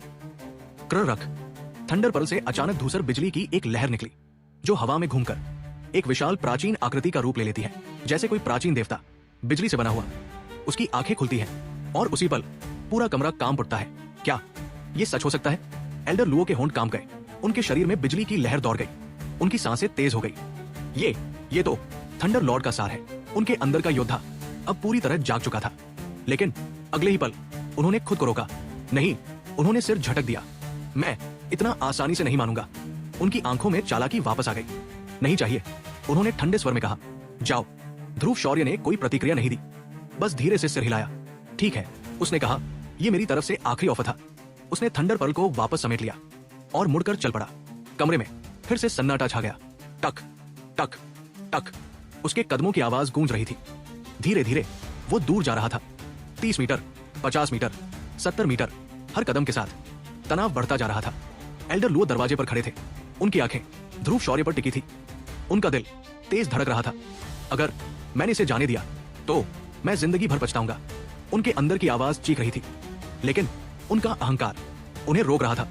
नहीं, रुको, थोड़ा और। उधर ध्रुव शौर्य धीरे धीरे आगे बढ़ रहा था, लेकिन उसकी आत्मिक शक्ति पूरी तरह एल्डर लुओ पर केंद्रित थी। अब 90 मीटर, उसने मन में गिना, और तभी उसने कदम रोक दिए। ये बूढ़ा सच में जिद्दी है, उसने दांत भींचे। लेकिन मुझे वो बर्फ चाहिए, किसी भी कीमत पर। वो मुड़ा। सीनियर, लेकिन उससे पहले ही, रुको, एक आवाज गूंजी। एल्डर लुओ धीरे धीरे आगे आए। उनके चेहरे पर अब कोई दिखावा नहीं था, सिर्फ सच्चाई और लालच। तुम जीत गए, उन्होंने कहा। वो चीज मुझे चाहिए। ध्रुव शौर्य के चेहरे पर हल्की मुस्कान आई। गेम ओवर, उसने मन में कहा। कुछ देर बाद दरवाजा खुला और दोनों अंदर गए। अंदर का दृश्य चौंकाने वाला था। अलमारियां, दराजे, हर जगह ऊर्जा से भरी वस्तुएं, जैसे कोई खजाना। ये, ध्रुव शौर्य ने सोचा, यहाँ तो पूरा संसार छुपा है। एल्डर लुओ एक अलमारी के पास गए, ऊपर का दराज खोला और एक गोल लोहे का टुकड़ा निकाला, जिसके चारों ओर तरल बह रहा था। लेकिन वो पानी नहीं था, वो ऊर्जा थी, ठंडी, गहरी और रहस्यमय। ये लो, उन्होंने कहा। ध्रुव शौर्य ने उसे पकड़ा और उसी पल एक ठंडी लहर उसके शरीर में दौड़ गई। ये, उसकी आंखें फैल गई। 1000 साल पुरानी रहस्यमयी बर्फ उसकी आत्मा तक ठंडक पहुंच गई, लेकिन उसके अंदर एक आग जल उठी। अब सब पूरा हो गया, एल्डर लुओ ने धीरे से कहा। इसे संभाल कर रखना, ये साधारण नहीं है। ध्रुव शौर्य ने सिर झुकाया। धन्यवाद, उसकी आवाज में सच्चाई थी। और फिर वो बाहर निकल गया। दरवाजा बंद हुआ और उसी पल एक और आकृति प्रकट हुई। खलीफा, उसकी आंखों में रहस्य था। क्या वो सही व्यक्ति है? एल्डर लुओ ने पूछा। खलीफा मुस्कुराया। वो हमारी उम्मीद है, और शायद हमारा भविष्य भी। कमरे में फिर से सन्नाटा छा गया, लेकिन अब तूफान आने वाला था। शाम धीरे धीरे रात में बदल रही थी और ध्रुव शौर्य औषधि मंडप से बाहर निकल चुका था। उसके कदम हल्के थे, लेकिन दिल के अंदर एक गहरी संतुष्टि की लहर दौड़ रही थी। आखिरकार उसने मन ही मन कहा, मिल गई आखिरी सामग्री। उसके हाथ में वो रहस्यमयी ठंडी ऊर्जा अब भी हल्की हल्की धड़क रही थी, जैसे कोई जीवित चीज हो। 1000 साल पुरानी रहस्यमयी बर्फ, उसकी ठंडक सिर्फ शरीर को नहीं, आत्मा तक को छू रही थी। लेकिन ध्रुव शौर्य की आंखों में सिर्फ राहत नहीं थी, वहां एक नई आग भी जल रही थी। अब अगला कदम, अमर ज्वाला। उसने गहरी सांस ली और धीरे धीरे आगे बढ़ने लगा। जैसे ही वो औषधि मंडप से बाहर आया, उसके सामने एक पूरी तरह अलग दुनिया खुल गई। पूरा शहर लाल रोशनी से जगमगा रहा था। हवा में धूप, जड़ी बूटियों और रहस्यमयी ऊर्जा की खुशबू घुली हुई थी। ऊपर लाल लालटेन झूल रहे थे और नीचे हजारों लोग अपनी अपनी दुनिया में खोए हुए। बातें कर रहे थे, हंस रहे थे, सौदे कर रहे थे। वाह, ध्रुव शौर्य ने हल्की मुस्कान के साथ कहा। यही असली जगह है जहां खजाने छुपे होते हैं। उसके कदम अब धीरे धीरे उस भीड़ में घुल गए। हर दुकान, हर गली, हर कोना एक नई संभावना छुपाए हुए था। कहीं कोई पुरानी तलवार, कहीं कोई रहस्यमयी जड़ी, कहीं कोई टूटे हुए अवशेष जो देखने में बेकार थे, लेकिन शायद उनमें कोई गुप्त शक्ति छुपी हो। यही तो मजा है, उसने सोचा। Treasure hunting. तभी उसके कानों में कुछ आवाजें पड़ी। धत तेरी की, अभी तक प्रतियोगिता शुरू भी नहीं हुई। ध्रुव शौर्य की नजरें तुरंत उस दिशा में गई। दो आदमी धीरे धीरे चलते हुए, उनके शरीर से निकलती आभा साधारण नहीं थी। ध्रुव शौर्य ने महसूस किया, ये लोग कमजोर नहीं है। उनमें से एक कुछ जाना पहचाना लगा, लेकिन वो अभी रुकना नहीं चाहता था। बाद में उसने सोचा और आगे बढ़ गया। कुछ ही देर बाद वो एक बड़े चौक के पास पहुंचा, जहां भीड़ और भी ज्यादा थी। लोगों की फुसफुसाहट, उत्साह और उत्सुकता, सब कुछ हवा में घुला हुआ था। यहाँ क्या हो रहा है? ध्रुव शौर्य धीरे धीरे भीड़ में घुस गया और तभी एक आवाज गूंजी, हे, आप सभी का स्वागत है। एक अधेड़ आदमी चौक के बीच खड़ा था। उसकी मुस्कान अजीब थी, जैसे कोई राज छुपा हो। आज हम आपके सामने एक खास खजाना पेश करने जा रहे हैं। भीड़ अचानक शांत हो गई। सभी की नजरें उस आदमी पर टिक गई और तभी उसके पीछे लाल रोशनी में एक पिंजरा लाया गया। खटाक, पिंजरा जमीन पर रखा गया और अंदर एक युवक बांधा हुआ था। उसकी हालत अजीब थी, चेहरा इंसान जैसा, लेकिन उसके चारों ओर एक भयानक काली आभा, जैसे कोई जानवर, जैसे कोई राक्षस। भीड़ में हलचल मच गई। ये क्या है? ये इंसान है या कुछ और? ध्रुव शौर्य की आंखें सिकुड़ गई। उसकी आत्मिक शक्ति धीरे धीरे उस युवक की ओर बढ़ी और जैसे ही उसने उसे महसूस किया, उसका दिल एक पल के लिए रुक गया। ये क्या है? उसके अंदर एक अजीब सा एहसास हुआ, जैसे कुछ बहुत पुराना, बहुत गहरा उससे जुड़ रहा हो। ये इंसान और भूत का मिश्रण है, भीड़ में किसी ने कहा। और अचानक सब कुछ साफ हो गया। ह्यूमन और गोस्ट। ध्रुव शौर्य ने मन ही मन दोहराया, इम्पॉसिबल, नहीं, ये संभव नहीं। लेकिन उसकी आत्मिक शक्ति झूठ नहीं बोल रही थी। उस युवक के अंदर दो अलग अलग शक्तियां थी, जीवन ऊर्जा और प्रेत ऊर्जा, जो एक दूसरे से टकरा रही थी, लेकिन फिर भी संतुलन में थी। ये कैसे हो सकता है? ध्रुव शौर्य ने अंदर ही अंदर पूछा। तभी उसके अंदर से एक आवाज आई, आत्मा भक्षक भगवान भयानक, कुछ भी असंभव नहीं है। उनकी आवाज गंभीर थी, लेकिन ऐसा होना बहुत दुर्लभ है। और ये लड़का साधारण नहीं है। ध्रुव शौर्य चुप हो गया। उसकी नजरें अब पूरी तरह उस पिंजरे पर थी। तभी अचानक कुछ हुआ। पिंजरे के अंदर वो युवक धीरे धीरे सिर उठाता है। उसकी काली आंखें सीधे ध्रुव शौर्य की तरफ देखती हैं और उसी पल दोनों के बीच एक अदृश्य लहर टकराती है। भू, ध्रुव शौर्य का दिल जोर से धड़कता है। ये एहसास, उसकी आंखें फैल जाती है। वो युवक धीरे से बुदबुदाता है, ये मेरे पिता की गंध। ध्रुव शौर्य के शरीर में सिहरन दौड़ जाती है। क्या ये सच हो सकता है? उसकी आत्मा कांप उठती है और उसी पल वो महसूस करता है एक शक्ति जो उसके अपने खून में बह रही है। वही शक्ति उस युवक के अंदर भी है। नहीं, ये संभव नहीं, लेकिन सच उसके सामने था। वो शक्ति शौर्य वंश की रक्तरेखा थी। ध्रुव शौर्य की सांसें भारी हो गई। उसकी मुट्ठियां भींच गई। ये लड़का हमारे वंश से जुड़ा है। उसकी आंखों में अब सिर्फ एक चीज थी, संकल्प। मैं इसे यहां से निकालूंगा, किसी भी कीमत पर। भीड़ अब भी बोली लगा रही थी। लोग उस युवक को एक वस्तु की तरह खरीदना चाहते थे, लेकिन ध्रुव शौर्य के लिए वो कोई वस्तु नहीं था। वो उसके अतीत का हिस्सा था, उसके खून का हिस्सा, और शायद उसके भविष्य की कुंजी। हवा में तनाव बढ़ रहा था। लालटेन की रोशनी अब और भी गहरी लग रही थी और उस रोशनी के बीच दो आंखें एक दूसरे को देख रही थी। एक पिंजरे में कैद और एक उसे आजाद करने के लिए तैयार।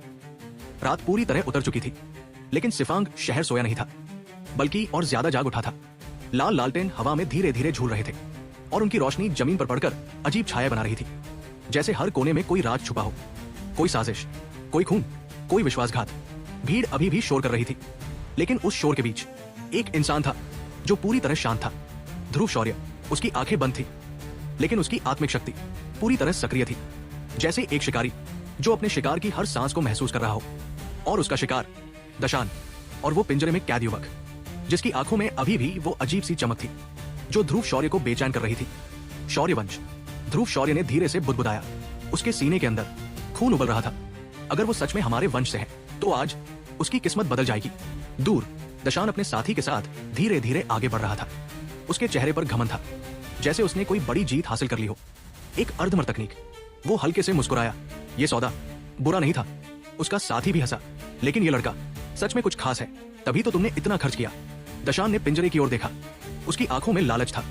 अगर ये सच में सफल हो गया तो मैं पूरे पश्चिमी महाद्वीप को हिला दूंगा। लेकिन उसे ये नहीं पता था कि उसकी पीठ के पीछे मौत चल रही थी। स्विश! अचानक एक ठंडी हवा का झोंका आया और उसी पल दशान के कदम रुक गए। उसकी आंखें सिकुड़ गई। कुछ गड़बड़ है, उसने धीरे से कहा। उसका साथी भी सतर्क हो गया। कौन है? चारों तरफ सन्नाटा छा गया। भीड़ अब दूर थी, यहां सिर्फ अंधेरा था। और अचानक टक, एक हल्की सी आवाज, जैसे कोई जमीन पर उतरा हो। दशान ने तुरंत पीछे मुड़कर देखा, लेकिन वहां कुछ नहीं था। हूं, उसने गहरी सांस ली। शायद भ्रम, लेकिन अगले ही पल भू, एक अदृश्य दबाव उसके चारों ओर फैल गया, जैसे हवा भारी हो गई हो। उसका साथी एक कदम पीछे हट गया। ये कैसी शक्ति है? अंधेरे के बीच धीरे धीरे एक आकृति उभरी। काला चोगा, आंखों में ठंडी चमक और चेहरा पूरी तरह शांत। ध्रुव शौर्य, तुम? दशान की आंखें फैल गई। कौन हो तुम? कोई जवाब नहीं, बस खामोशी। और फिर धीरे से ध्रुव शौर्य ने सिर उठाया। उसकी आंखें सीधे दशान की आंखों में घुस गई। तुम्हें याद है? उसने धीमी आवाज में कहा। अंतरिक्षीय मार्ग, जहां तुमने मुझे मारने की कोशिश की थी। दशान का चेहरा बदल गया। तुम वही हो? उसकी आवाज में अब घबराहट थी। ध्रुव शौर्य, कुछ पल दोनों एक दूसरे को देखते रहे और फिर ध्रुव शौर्य मुस्कुराया, लेकिन वो मुस्कान खतरनाक थी। आज हिसाब पूरा होगा। हाँ, दशान हंस पड़ा। तुम अकेले हो और मैं अर्धमर तकनीक वाला। उसने हाथ उठाया और अचानक उसके चारों ओर ऊर्जा का विस्फोट हुआ। भू, हवा फट गई, जमीन कांप उठी। उसका साथी भी अपनी शक्ति छोड़ने लगा। तुम सोचते हो तुम हमें रोक सकते हो, लेकिन ध्रुव शौर्य हिला तक नहीं। उसकी आंखें अब और भी गहरी हो गई। तुम बहुत बोलते हो। और अगले ही पल वो गायब हो गया। क्या? दशान चौंक गया, लेकिन धड़ाम, एक जोरदार आवाज। उसका साथी सीधे हवा में उछल गया। खून की धार हवा में फैल गई। आहे! उसकी चीख रात को चीर गई, इतनी तेज। दशान का दिल कांप गया। उसने तुरंत अपनी शक्ति बढ़ाई। अर्धमर तकनीक। उसके चारों ओर एक विशाल ऊर्जा क्षेत्र बना, जैसे कोई तूफान। लेकिन अगले ही पल उस तूफान के अंदर एक और शक्ति घुस गई, और वो शक्ति और भी ज्यादा खतरनाक थी। भू, ध्रुव शौर्य उसके सामने खड़ा था। उसकी हथेली में धूसर बिजली चमक रही थी। थंडर पर्ल, उसने धीरे से कहा। दशान की आंखें फैल गई। नहीं, ये संभव नहीं। लेकिन बहुत देर हो चुकी थी। क्रैक, बिजली गिरी और पूरा क्षेत्र रोशनी से भर गया। कुछ सेकंड बाद सब शांत हो गया। दशान घुटनों पर था, उसका शरीर कांप रहा था। तुम कौन हो? ध्रुव शौर्य उसके सामने खड़ा था। उसकी आंखों में अब कोई भावना नहीं थी, बस ठंडा संकल्प। मैं शौर्य वंश का उत्तराधिकारी हूं। और फिर वो पिंजरे की ओर बढ़ा। अंदर का युवक धीरे धीरे उसकी ओर देख रहा था। उसकी आंखों में पहली बार आशा थी। अब ध्रुव शौर्य ने धीरे से कहा, तुम आजाद हो। रात अब और भी गहरी हो गई थी, लेकिन एक नई कहानी शुरू हो चुकी थी। रात की गहराई अब अपने चरम पर थी। पत्थर के जंगल के बीच बहती ठंडी हवा हूं की डरावनी आवाज निकाल रही थी, जैसे हर झोंका किसी आने वाले खून खराबे का संकेत दे रहा हो। और उसी अंधेरे में चट्टानों की परछाइयों के बीच ध्रुव शौर्य बिल्कुल स्थिर खड़ा था। उसकी आंखें बंद थीं, लेकिन उसकी आत्मिक शक्ति पूरे क्षेत्र में फैल चुकी थी। हर पत्थर, हर छाया, हर सांस, सब कुछ उसकी पकड़ में था। इतने सारे, उसने मन ही मन महसूस किया, सब एक ही शिकार के पीछे। उसकी नजर धीरे धीरे सामने बढ़ते हुए दशान पर टिक गई। दशान भारी कदमों से आगे बढ़ रहा था। उसके हाथ में वो विशाल पिंजरा जो पत्थरों पर घिसटता हुआ आवाज कर रहा था। घड़र, खटाक, घिस, हर आवाज इस शांत जंगल में गूंज रही थी, और हर गूंज छिपे हुए हत्यारों को बुला रही थी। दशान के चेहरे पर झुंझलाहट साफ थी। अगर वो बूढ़ा साथ आ जाता, उसने दांत भेजे, तो ये सब झंझट नहीं होता। उसने पिंजरे के अंदर झांका। वो युवक आधा इंसान आधा भूत। उसकी सांसें धीमी थीं, लेकिन उसके शरीर के अंदर एक अजीब सी ऊर्जा घूम रही थी। तुम, दशान की आवाज धीमी हो गई, तुम्हारे अंदर जो भी राज है वो अब मेरा है। अचानक ग्रारा, युवक की आंखें खुलीं और उसने एक जानवर की तरह दहाड़ मारी। उसकी आवाज पूरे जंगल में गूंज गई। पेड़ कांप उठे, हवा भारी हो गई। ध्रुव शौर्य की आंखें तुरंत खुल गईं। ये, उसने महसूस किया, ये सिर्फ गुस्सा नहीं है, ये शौर्य वंश की पुकार है। उसका दिल एक पल के लिए रुक गया। क्या ये सच हो सकता है? उसकी मुट्ठी कस गई। नहीं, अब मैं इसे खोने नहीं दूंगा। उसी पल अंधेरे से एक आकृति बाहर आई, हल्की मुस्कान, तेज नजरें। मेरे मित्र, उसने कहा, मैं ब्लैक टाइगर हूँ। फेमलिंग। दशान रुक गया। उसकी आंखों में तिरस्कार था। तुम मुझे रोकने आए हो। ब्लैक टाइगर मुस्कुराया, लेकिन उसकी आंखों में खेल नहीं था। अगर मौका मिला तो क्यों नहीं। धड़ाम। अचानक दशान बिजली की तरह आगे बढ़ा। उसका हमला हवा को चीरता हुआ सीधे ब्लैक टाइगर पर गिरा। लेकिन भूस, एक हरी दीवार उभर आई। लकड़ी की ऊर्जा जीवित सांस लेती हुई उसने हमला रोक लिया। टक्कर। दोनों शक्तियां टकराईं और जमीन हिल गई। दशान पीछे हट गया। उसकी आंखों में हल्का आश्चर्य था। इतनी ताकत। ब्लैक टाइगर मुस्कुराया, तुम अकेले नहीं हो। और तभी धम, जमीन कांप उठी, पत्थर टूटने लगे। अंधेरे से एक विशाल आकृति बाहर आई। विवश। हुआंगले। उसका शरीर लोहे की तरह मजबूत, आंखों में खून और चेहरे पर निर्दयी मुस्कान। दशान, उसकी आवाज भारी थी, आज तुम्हारा अंत है। दशान ने दोनों को देखा और हल्का सा हंसा। तो ये खेल है, दोनों मिलकर मुझे रोकना चाहते हो। लेकिन उसकी आंखों के अंदर एक हल्की चिंता चमकी। दोनों बराबरी के। Sizzle sizzle. तीनों के चारों ओर ऊर्जा भड़कने लगी। हवा भारी हो गई, पेड़ झुक गए, पत्थर दरकने गए। लेकिन उन्हें यह नहीं पता था कि असली शिकारी अभी तक सामने नहीं आया था। ध्रुव शौर्य धीरे धीरे आगे बढ़ा। उसकी चाल शांत थी, लेकिन हर कदम धरती को हिला रहा था। टक टक टक। उसकी हथेली में रंगहीन ऊर्जा इकट्ठा होने लगी। सरणी, उसने फुसफुसाया, और उसी पल पूरा पत्थर जंगल चमक उठा। भूस। ऊर्जा की रेखाएं हर दिशा से जुड़ गईं। जमीन, हवा, पत्थर सब एक जाल बन गए। ये क्या? ब्लैक टाइगर चौंक गया। विवश की आंखें फैल गईं। किसने? दशान ने चारों तरफ देखा। उसकी सांसें तेज हो गईं। ये कोई साधारण सरणी नहीं है। और तभी अंधेरे से एक आवाज आई, धीमी लेकिन खतरनाक। तुम सब बहुत देर से खेल रहे थे। ध्रुव शौर्य धीरे धीरे सामने आया। उसका चेहरा शांत, लेकिन आंखें जैसे मौत खुद देख रही हो। अब उसने धीरे से कहा, यह खेल खत्म होगा। उसने अपनी हथेली उठाई और उसमें धूसर बिजली चमकने लगी। क्रैक। आसमान गरजा। दशान पीछे हट गया। तुम वही हो। ध्रुव शौर्य मुस्कुराया, लेकिन वो मुस्कान ठंडी थी। हाँ, और आज हिसाब पूरा होगा। अचानक पूरा क्षेत्र कांप उठा। धड़ाम। सरनी सक्रिय हो गई। ऊर्जा का विस्फोट हर दिशा में फैल गया। ब्लैक टाइगर, विवश, दशान तीनों एक साथ पीछे हटे। ये ताकत, ये कौन है? ध्रुव शौर्य की आंखों में अब सिर्फ एक चीज थी, संकल्प। आज कोई नहीं बचेगा। और अगले ही पल वो गायब हो गया। स्विश। पहला हमला इतना तेज था कि कोई देख ही नहीं पाया। धड़ाम। विवश हवा में उछल गया। उसका शरीर चट्टान से टकराया। ब्लैक टाइगर की आंखें फैल गई। इतनी स्पीड। दशान का दिल काम किया। नहीं, ये संभव नहीं। लेकिन वो सच था, और अब युद्ध पूरी तरह शुरू हो चुका था। रात अब खामोश नहीं थी। अब वो खून की गवाही देने वाली थी। पत्थर के जंगल के बीच हवा अब पहले जैसी नहीं थी। उसमें एक अजीब सी तपिश घुल चुकी थी, जैसे धरती के अंदर कोई ज्वालामुखी जाग चुका हो। हवा की आवाज अब चीख जैसी लग रही थी। और उसी खामोश मौत के मैदान के बीच युद्ध अपने असली रूप में उतर चुका था। आ जाओ। विवश की दहाड़ पूरे क्षेत्र में गूंजी। उसका शरीर झुका, जैसे शिकार पर झपटने वाला बाघ। और अगले ही पल उसकी हथेली से पीली युद्ध ऊर्जा फट पड़ी। भू ऊर्जा की वो लहर हवा को चीरती हुई एक विशाल धनुष और बाण का रूप ले गई। वो बाण कोई साधारण हमला नहीं था। उसमें विनाश की गंध थी, मौत की गंध। बाघ पंजा धनुष। उसकी आवाज गूंजी, और तीर सीधे दशान की ओर नहीं, बल्कि उसके सामने खड़ी बाधा, यानी उसकी दुश्मन। दशान के साथ लड़ रही, उसकी अपनी लालच, उसकी अपनी चाल, सब कुछ भूल चुकी, अब पूरी तरह लड़ाई में डूबी हुई। दशान, उसने देखा और तुरंत समझ गया, यह हमला सीधा है। उसकी आंखें सिकुड़ गई, लेकिन उसके चेहरे पर डर नहीं था, बल्कि एक ठंडी मुस्कान थी। कमजोर, उसने फुसफुसाया। धड़ाम। तीर जैसे ही उसके करीब पहुंचा, एक चांदी जैसी शक्ति अचानक उसके चारों ओर फैल गई। वूश। अंतरिक्ष मुड़ गया, समय जैसे थम गया, और तीर बस 1 इंच दूर रुक गया। क्या यह सच हो सकता है? विवश की आंखें फैल गई। उसने पूरी ताकत लगाई, लेकिन तीर आगे नहीं बढ़ा। नहीं। दशान की आवाज ठंडी थी, यह संभव नहीं। धम। दोनों शक्तियां टकराई और पूरा क्षेत्र कांप उठा। हवा फट गई, पत्थर टूट गए, और जलती हुई ऊर्जा की गंध चारों ओर फैल गई। उधर ब्लैक टाइगर धीरे धीरे पिंजरे की ओर बढ़ रहा था। उसकी आंखें लालच से चमक रही थी। यही है, उसने सोचा, इतनी बड़ी कीमत, इतना बड़ा खतरा, सब इसके लिए। उसने पिंजरे के अंदर देखा, और उसकी सांस रुक गई। अंदर बैठा युवक, आंखें बंद, लेकिन उसके शरीर से 2 अलग अलग आभाएं निकल रही थी। एक मानव, दूसरी भूत। ये ब्लैक टाइगर पीछे हट गया। ये चीज सामान्य नहीं है। उसका हाथ धीरे धीरे उठा। पहले इसे ले लेते हैं। बैंग। उसने पिंजरे पर हमला किया, लेकिन अचानक उसका हाथ पीछे खिंच गया, जैसे किसी ने उसकी आत्मा को जला दिया हो। ये क्या? और तभी भू लाल आग का एक पर्दा अचानक उसके चारों ओर फैल गया। उसकी आंखें फैल गई। नहीं, ये जाल है, लेकिन बहुत देर हो चुकी थी। स्विश।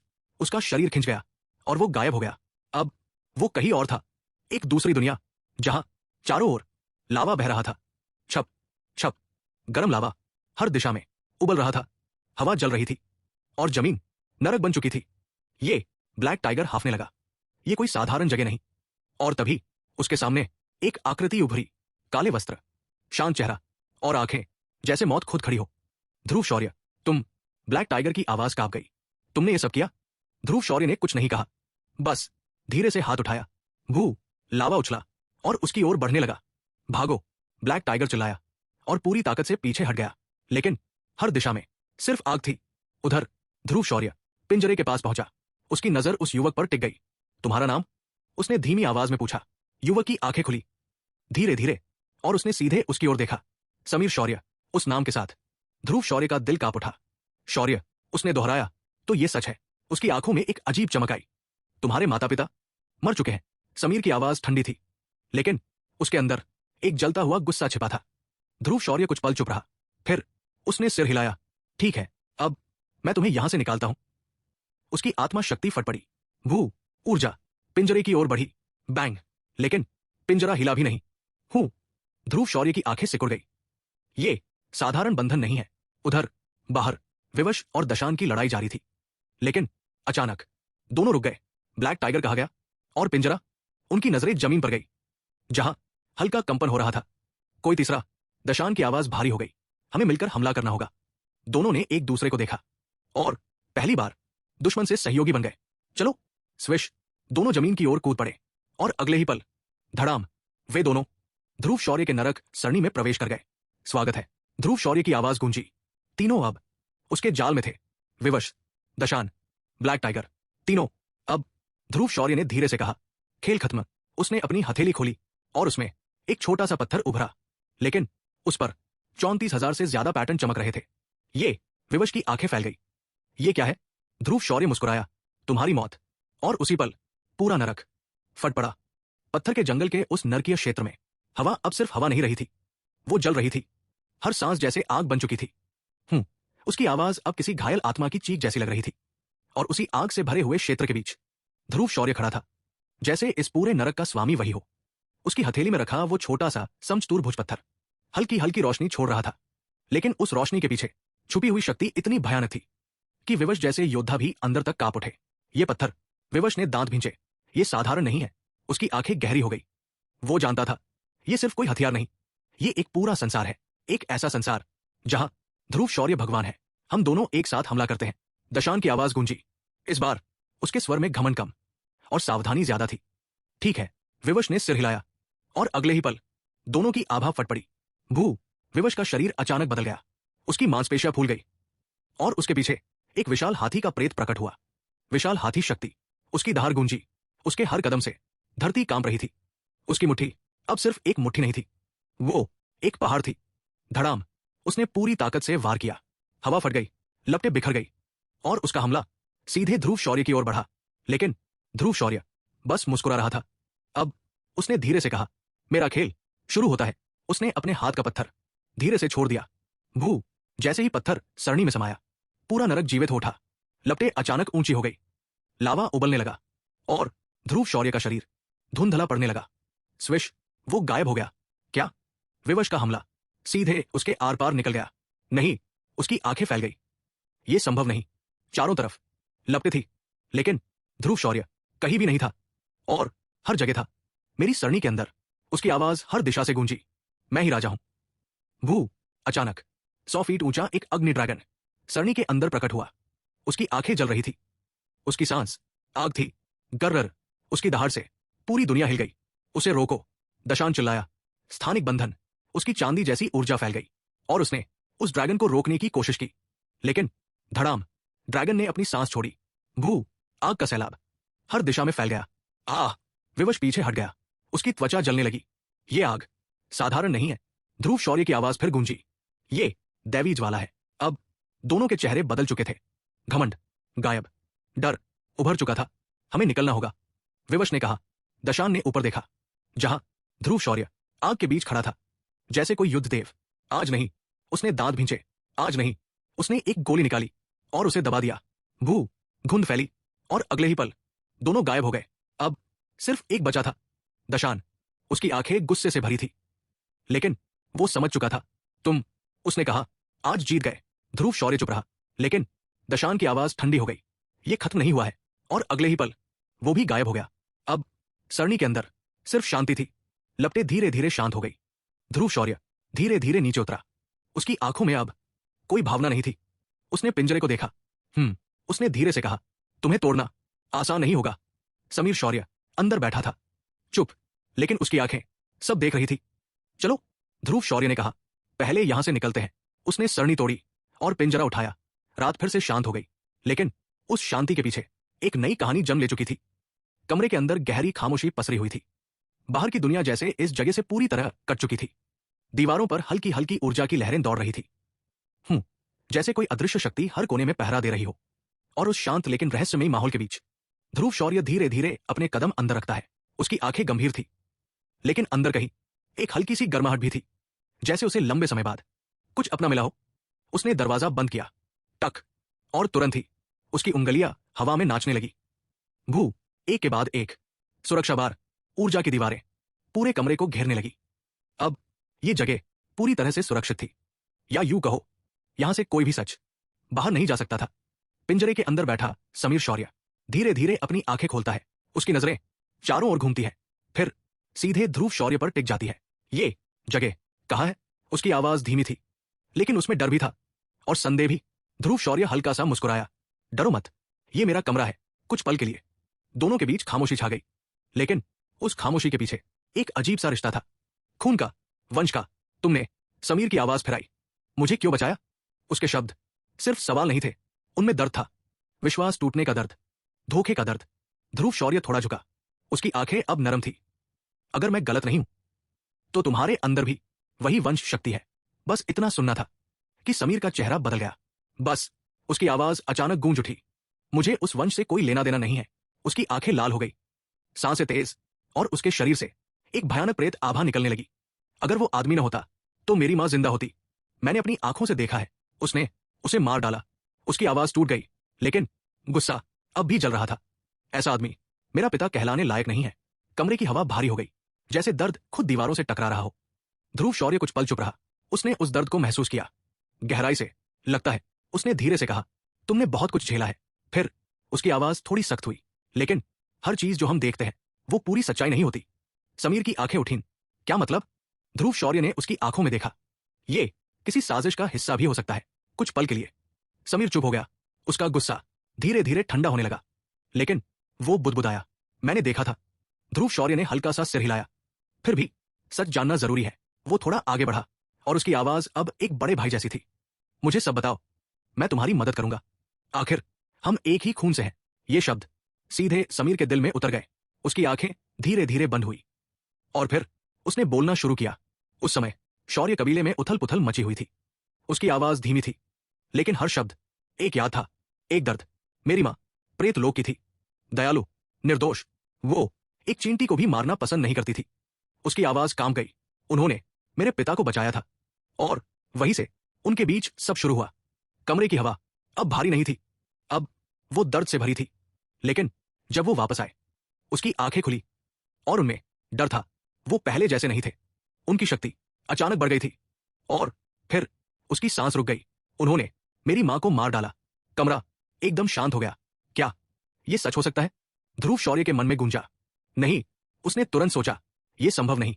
हमारे कबीले में कोई ऐसा नहीं हो सकता। लेकिन समीर की आंखें झूठ नहीं बोल रही थी। इसमें कुछ गड़बड़ है, ध्रुव शौर्य ने कहा, और मैं इस सच्चाई को बाहर निकालूंगा। समीर ने उसकी ओर देखा। पहली बार उसकी आंखों में थोड़ा विश्वास था। अगली बार उसने धीरे से कहा, जब मैं उसे देखूंगा तो मैं उसे खुद मारूंगा। ध्रुव शौर्य चुप रहा, लेकिन उसकी आंखों में एक वादा था।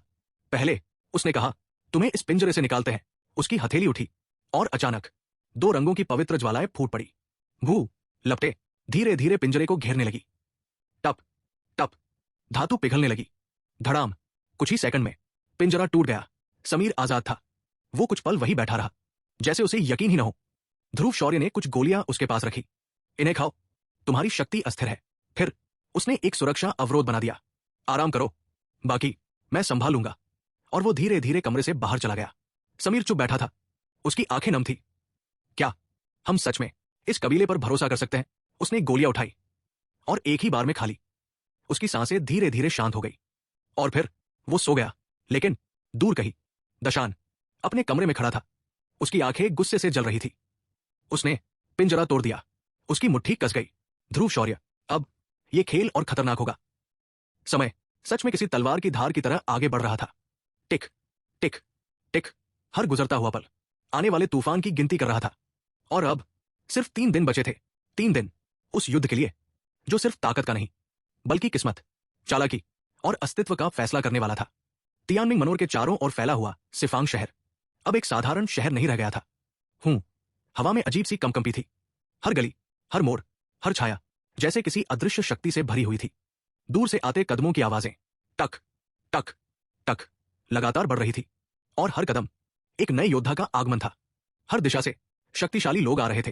कुछ के शरीर से बिजली सी चमक रही थी, कुछ के चारों ओर काली धुंध घूम रही थी और कुछ इतने शांत थे कि उनकी मौजूदगी ही सबसे खतरनाक लग रही थी। और इस सारे शोर, इस सारी उथल पुथल के बीच एक जगह ऐसी थी जहां सब कुछ शांत था, बेहद शांत। ध्रुव शौर्य का निवास। कमरे के अंदर हल्की रोशनी, धीमी हवा और बीच में बैठा था समीर शौर्य। उसकी सांसें गहरी थी। हूं हूं, हर सांस के साथ उसके चारों ओर 2 अलग अलग शक्तियां घूम रही थी।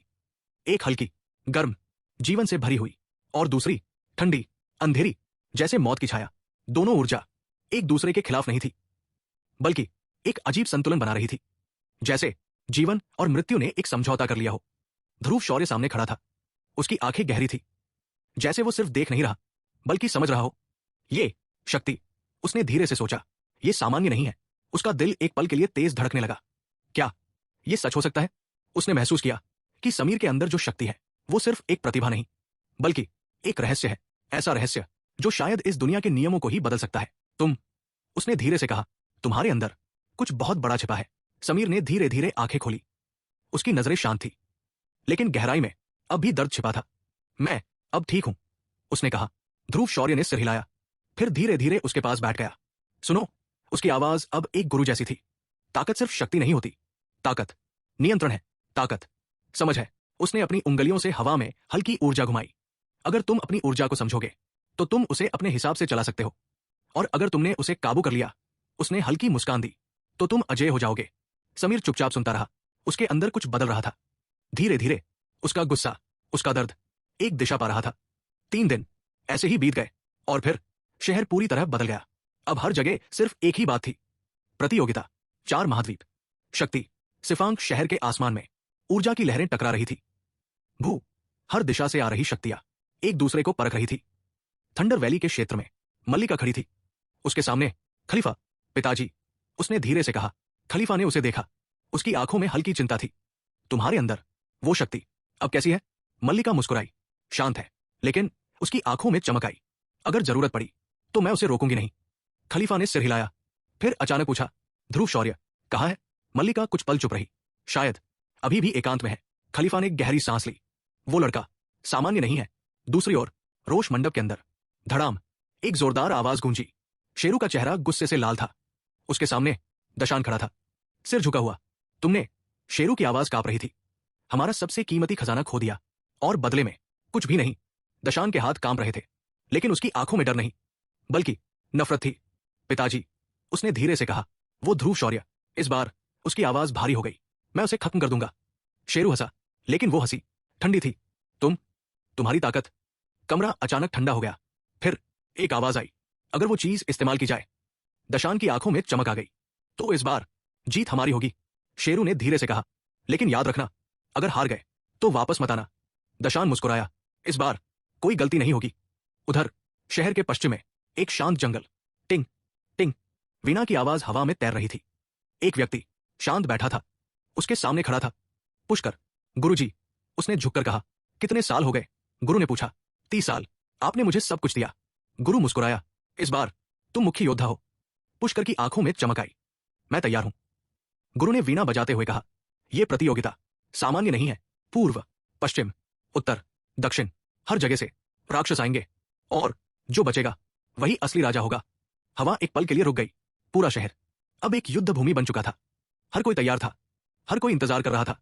और इस पूरे तूफान के बीच ध्रुव शौर्य खड़ा था। उसकी आंखें बंद थी, लेकिन उसके अंदर ज्वालामुखी फटने वाला था। अब उसने धीरे से कहा, खेल शुरू होगा। रात अब पूरी तरह जाग चुकी थी। ठंडी हवा सिफांग शहर की दीवारों से टकरा रही थी और हर टकराहट के साथ जैसे कोई अनदेखी चेतावनी गूंज रही थी। ये कोई साधारण प्रतियोगिता नहीं थी, ये एक युद्ध था। एक ऐसा युद्ध जिसमें सिर्फ ताकत ही नहीं बल्कि किस्मत, चालाकी और छुपे हुए रहस्य भी टकराने वाले थे। उत्तर दिशा की ओर, जहां अंधेरा बाकी जगहों से ज्यादा गहरा था, वहां खामोशी थी, लेकिन वो खामोशी किसी तूफान से पहले की शांति जैसी थी। भूत छाया घाटी, टप टप, अंधेरे में गिरती ऊर्जा की बूंदें जैसे समय की गिनती कर रही थी। हर बूंद एक संकेत थी कि कुछ भयानक होने वाला है। गहरे अंधेरे के बीच एक विशाल कक्ष, और उसके केंद्र में बैठा था विक्रम। उसका शरीर स्थिर था, लेकिन उसके चारों ओर काली ऊर्जा घूम रही थी, जैसे सैकड़ों प्रेत उसकी सांसों के साथ अंदर बाहर जा रहे हों। उसने धीरे से सांस ली और अचानक उसकी आंखें खुल गई, लाल, गहरी और भयानक। ध्रुव शौर्य, उसने धीरे से नाम लिया। उसकी आवाज में उत्साह नहीं, बल्कि एक अजीब सी भूख थी। दिलचस्प, उसके दिमाग में स्क्रॉल की जानकारी घूम रही थी। एक ऐसा इंसान जिसके अंदर दिव्य बीज है, आत्मिक शक्ति, और वो भी इतनी गहरी। उसने हल्का सा हंसा। क्या ये सच हो सकता है? इतनी कम उम्र में इतनी शक्ति। उसके होठों पर मुस्कान फैल गई। अगर मैं उसे पकड़ लूं तो। उसने अपनी मुट्ठी कस ली। मैं और भी शक्तिशाली हो जाऊंगा। उसके आसपास खड़े पीले चेहरे वाले लोग अचानक हिलने लगे, टक टक टक। उनकी हर हरकत एक साथ, जैसे वो इंसान नहीं बल्कि कठपुतलियां हों। विक्रम धीरे धीरे उठा। उसकी चाल धीमी थी, लेकिन हर कदम जमीन को भारी कर रहा था। चलो शिकार शुरू करते हैं, उसकी आवाज गूंजी, और उसी पल पूरा कक्ष काली ऊर्जा से भर गया। दूसरी ओर 10,000 आत्माओं का महल, आसमान में टूटते तारे, शश शश, जैसे कोई युद्ध पहले ही शुरू हो चुका हो। पुष्कर खड़ा था, उसकी नजरें दूर कहीं टिकी थी। 3 दिन, उसने धीरे से कहा, बस 3 दिन। उसके पास खड़ी थी रोशनी, उसकी आंखों में चमक थी, लेकिन दिल में एक हल्का डर भी। तुम डर रहे हो? उसने पूछा। पुष्कर मुस्कुराया। डर हर योद्धा के अंदर होता है, लेकिन उसकी आवाज गहरी हो गई। जो उस डर को दबा दे वही जीतता है। रोशनी ने सिर हिलाया। इस बार हम जीतेंगे। लेकिन हवा ने जैसे उनकी बात सुन ली। एक ठंडी लहर आई, और दोनों के दिलों में एक पल के लिए अजीब सा एहसास हुआ, कुछ गलत है। रोशनी ने धीरे से कहा, उधर सोल बीस्ट एलायंस। गुर, एक विशाल सोल बीस्ट, अपनी सांसों से आग उगल रहा था। उसकी आंखें लाल, खतरनाक। उसके सामने खड़ा था एक युवा योद्धा। तैयार हो? उसके पिता ने पूछा। हमेशा, उसने मुस्कुराते हुए कहा, लेकिन उसके अंदर एक अलग ही जोश था। इस बार मैं सबको दिखाऊंगा। उसने सोल बीस्ट के सिर पर हाथ रखा। हम दोनों मिलकर अजय है। कमरा ऊर्जा से भर गया। भू, और उसी समय सिफांग शहर के सबसे दूर घने जंगल में टक टक, कदमों की आवाज धीरे धीरे बढ़ती हुई। दर्जनों आकृतियां एक साथ एक दिशा में चल रही थी। बीच में विक्रम की पालकी। उसकी आंखें बंद थी, लेकिन उसके होंठ हिल रहे थे। ध्रुव शौर्य, मैं आ रहा हूं। उसकी आवाज हवा में गूंज गई, और जंगल जैसे कांप उठा। उसी समय तियानमिंग मनोर अब पूरी तरह भर चुका था। हर गुट, हर सेना, हर योद्धा अब एक जगह इकट्ठा था। ऊर्जा टकरा रही थी। भू, आसमान जैसे फटने वाला था। और इस पूरे अराजकता के बीच ध्रुव शौर्य धीरे धीरे बाहर आया। उसकी चाल शांत, लेकिन हर कदम जैसे समय को रोक रहा हो। उसकी आंखें खुली, गहरी और स्थिर। उसने चारों ओर देखा। हर तरफ दुश्मन, हर तरफ खतरा, लेकिन उसके चेहरे पर कोई डर नहीं था, बस एक हल्की मुस्कान।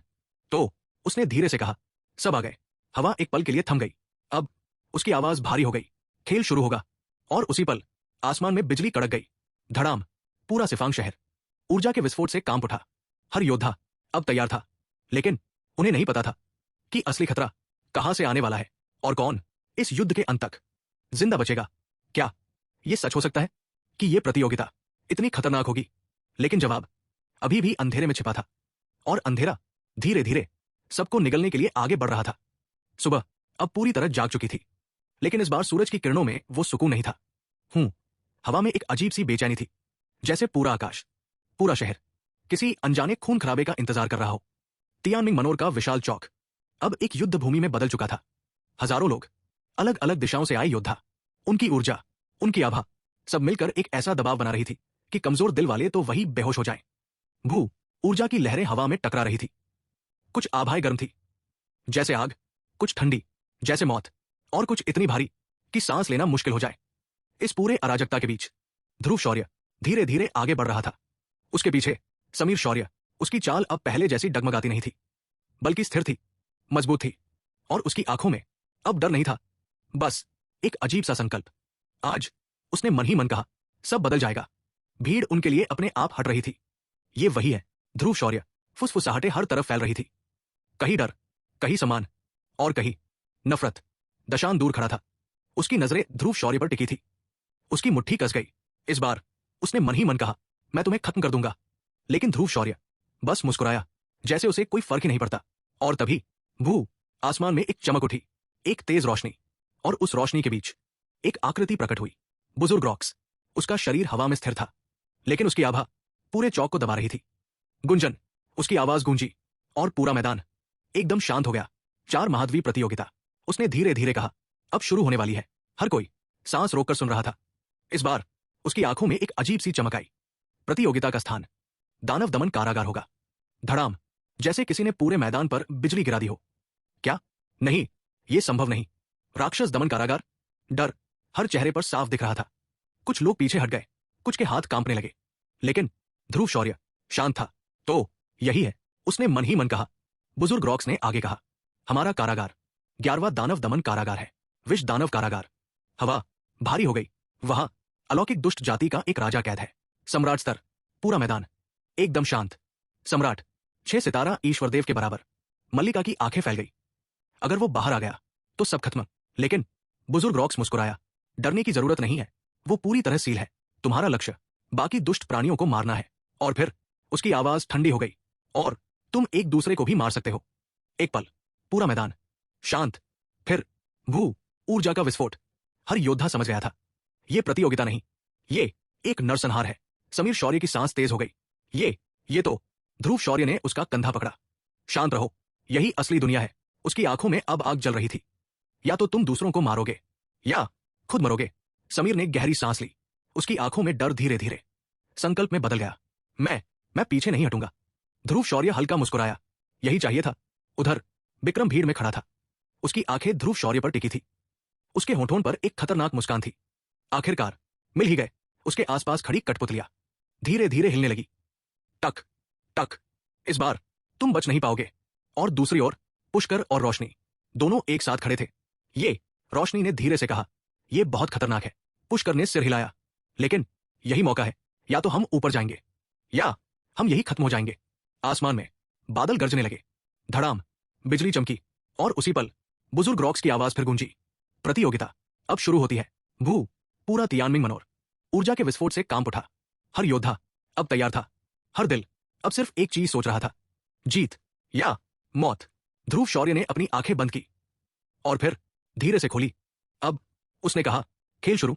हवा थम गई, समय रुक गया, और फिर सब कुछ एक साथ फट पड़ा। जैसे ही ध्रुव शौर्य और उसकी टीम ने उस अंधेरे कारागार में पहला कदम रखा, पूरा वातावरण बदल गया। नहीं, यह सिर्फ बदलाव नहीं था, यह एक चेतावनी थी। एक ऐसी चेतावनी जो सीधे आत्मा को हिला दे। हवा भारी हो चुकी थी, हर सांस जैसे जहर से भरी हो। जमीन सूखी, फटी हुई, और जगह जगह से काला धुआं निकल रहा था, जैसे ये जमीन हजारों सालों से खून पी रही हो। धक धक धक। दिल की धड़कनें साफ सुनाई दे रही थी। समीर शौर्य ने अपने सीने पर हाथ रखा। ये जगह, ये मुझे अंदर से दबा रही है। उसकी आवाज हल्की कांप रही थी, लेकिन इस बार उसने पीछे हटने की कोशिश नहीं की। ध्रुव शौर्य ने उसकी तरफ देखा। उसकी आंखें गहरी हो गई। ये कारागार कमजोरों के लिए नहीं बना। अगर डर गया तो यही खत्म हो जाएगा। उसने धीरे से अपनी मुट्ठी खोली। भू पवित्र ज्वाला उसकी हथेली में जल उठी। उसकी रोशनी अंधेरे को चीर रही थी, और उसी पल घुर जमीन के नीचे से एक भयानक कंपन उठा। ध्यान से मल्लिका चिल्लाई। धड़ाम, जमीन फट गई, और उसके अंदर से एक नहीं, दो नहीं, बल्कि दर्जनों विकृत दानव बाहर निकल आए। उनके शरीर आधे गल चुके थे, आंखें लाल, और उनके मुंह से काला धुआं निकल रहा था। घ्रा। उनकी चीख पूरे क्षेत्र में गूंज गई। वैशाली पीछे हट गई। नहीं, यह संभव नहीं, इतने सारे एक साथ। लेकिन ध्रुव शौर्य आगे बढ़ा, धीरे धीरे। उसकी चाल स्थिर थी। बस इतने ही, उसने हल्की मुस्कान के साथ कहा, और अगले ही पल भू उसकी पवित्र ज्वाला पूरे शरीर से फट पड़ी। हवा जलने लगी, जमीन पिघलने लगी। आओ, उसने धीरे से कहा, देखते हैं तुम कितने मजबूत हो। और फिर धड़ाम, वो सीधे दानवों की भीड़ में कूद गया। समय जैसे धीमा हो गया। उसका हर कदम धरती को तोड़ रहा था। हर मुक्का हवा को चीर रहा था और हर वार एक दानव को खत्म कर रहा था।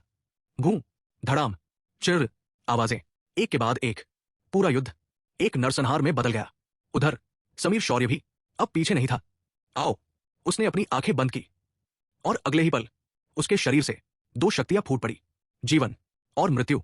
भू, उसकी हथेली काली और सफेद रोशनी से भर गई और फिर धड़ाम, उसने एक ही वार में 3 दानवों को खत्म कर दिया। मल्लिका, वैशाली, शूर सब लड़ रहे थे, लेकिन उनकी नजर बार बार ध्रुव शौर्य पर जा रही थी। ये, मल्लिका ने सांस रोककर कहा, ये इंसान है या कोई राक्षस? ध्रुव शौर्य के चारों ओर ज्वालाएं नाच रही थी। उसकी आंखें पूरी तरह लाल हो चुकी थी, जैसे वो इस जगह का ही हिस्सा हो। लेकिन अचानक हवा रुक गई। दानव अचानक रुक गए, जैसे किसी ने उन्हें आदेश दिया हो। सबकी नजर एक दिशा में गई। अंधेरा धीरे धीरे हिलने लगा और फिर टक टक टक कदमों की आवाज धीरे धीरे पास आने लगी। ध्रुव शौर्य की आंखें सिकुड़ गई। कुछ आ रहा है, समीर ने धीरे से कहा, बहुत खतरनाक। और फिर अंधेरे से एक आकृति बाहर आई। एक महिला, लेकिन उसका शरीर जहर से बना हुआ था। उसकी आंखें हरी चमकती हुई और उसके चारों ओर जहरीली धुंध घूम रही थी। उसने हल्की सी हंसी और पूरी जमीन कांप गई। तो उसकी आवाज धीमी लेकिन डरावनी थी। यही है नए शिकार। वैशाली का गला सूख गया। ये कौन है? ध्रुव शौर्य ने गहरी सांस ली। उसकी नजरें उस महिला पर टिक गई। ये, उसने धीरे से कहा, वो है विशैली दानव रानी मोनिका। सम्राट स्तर। समीर की सांस रुक गई। नहीं, ये संभव नहीं। मोनिका मुस्कुराई। उसकी मुस्कान जहर से भरी थी। तुम लोग मुझे मारने आए हो या मरने? और अगले ही पल भू, उसके शरीर से जहर का तूफान फट पड़ा। पूरा कारागार उसकी शक्ति से कांप उठा। ध्रुव शौर्य की आंखों में आग जल उठी। तो उसने धीरे से कहा, असली बॉस आखिर सामने आ ही गई। हवा भारी हो गई, समय थम गया और फिर दोनों की नजरें मिली। एक तरफ पवित्र ज्वाला, दूसरी तरफ जहर की रानी। युद्ध अब सच में शुरू होगा। अगर आपको यह कहानी पसंद आई हो, अगर आपने इस अंधेरे कारागार की सहरन को महसूस किया हो, तो अभी वीडियो को लाइक करें और चैनल को सब्सक्राइब करना मत भूलिए, क्योंकि आगे आने वाला है वो युद्ध जो इतिहास बदल देगा। ध्रुव शौर्य और विशैली दानव रानी मोनिका का टकराव। क्या यह सच में एक साधारण लड़ाई होगी या फिर एक ऐसी तबाही जो पूरे महान विश्व महाद्वीप को हिला देगी? क्या यह सच हो सकता है? नहीं, यह संभव नहीं। अगले एपिसोड में सच सामने आएगा, तो जुड़े रहिए चैनल के साथ, जहां कहानियां नहीं बल्कि दुनियाएं जन्म लेती है।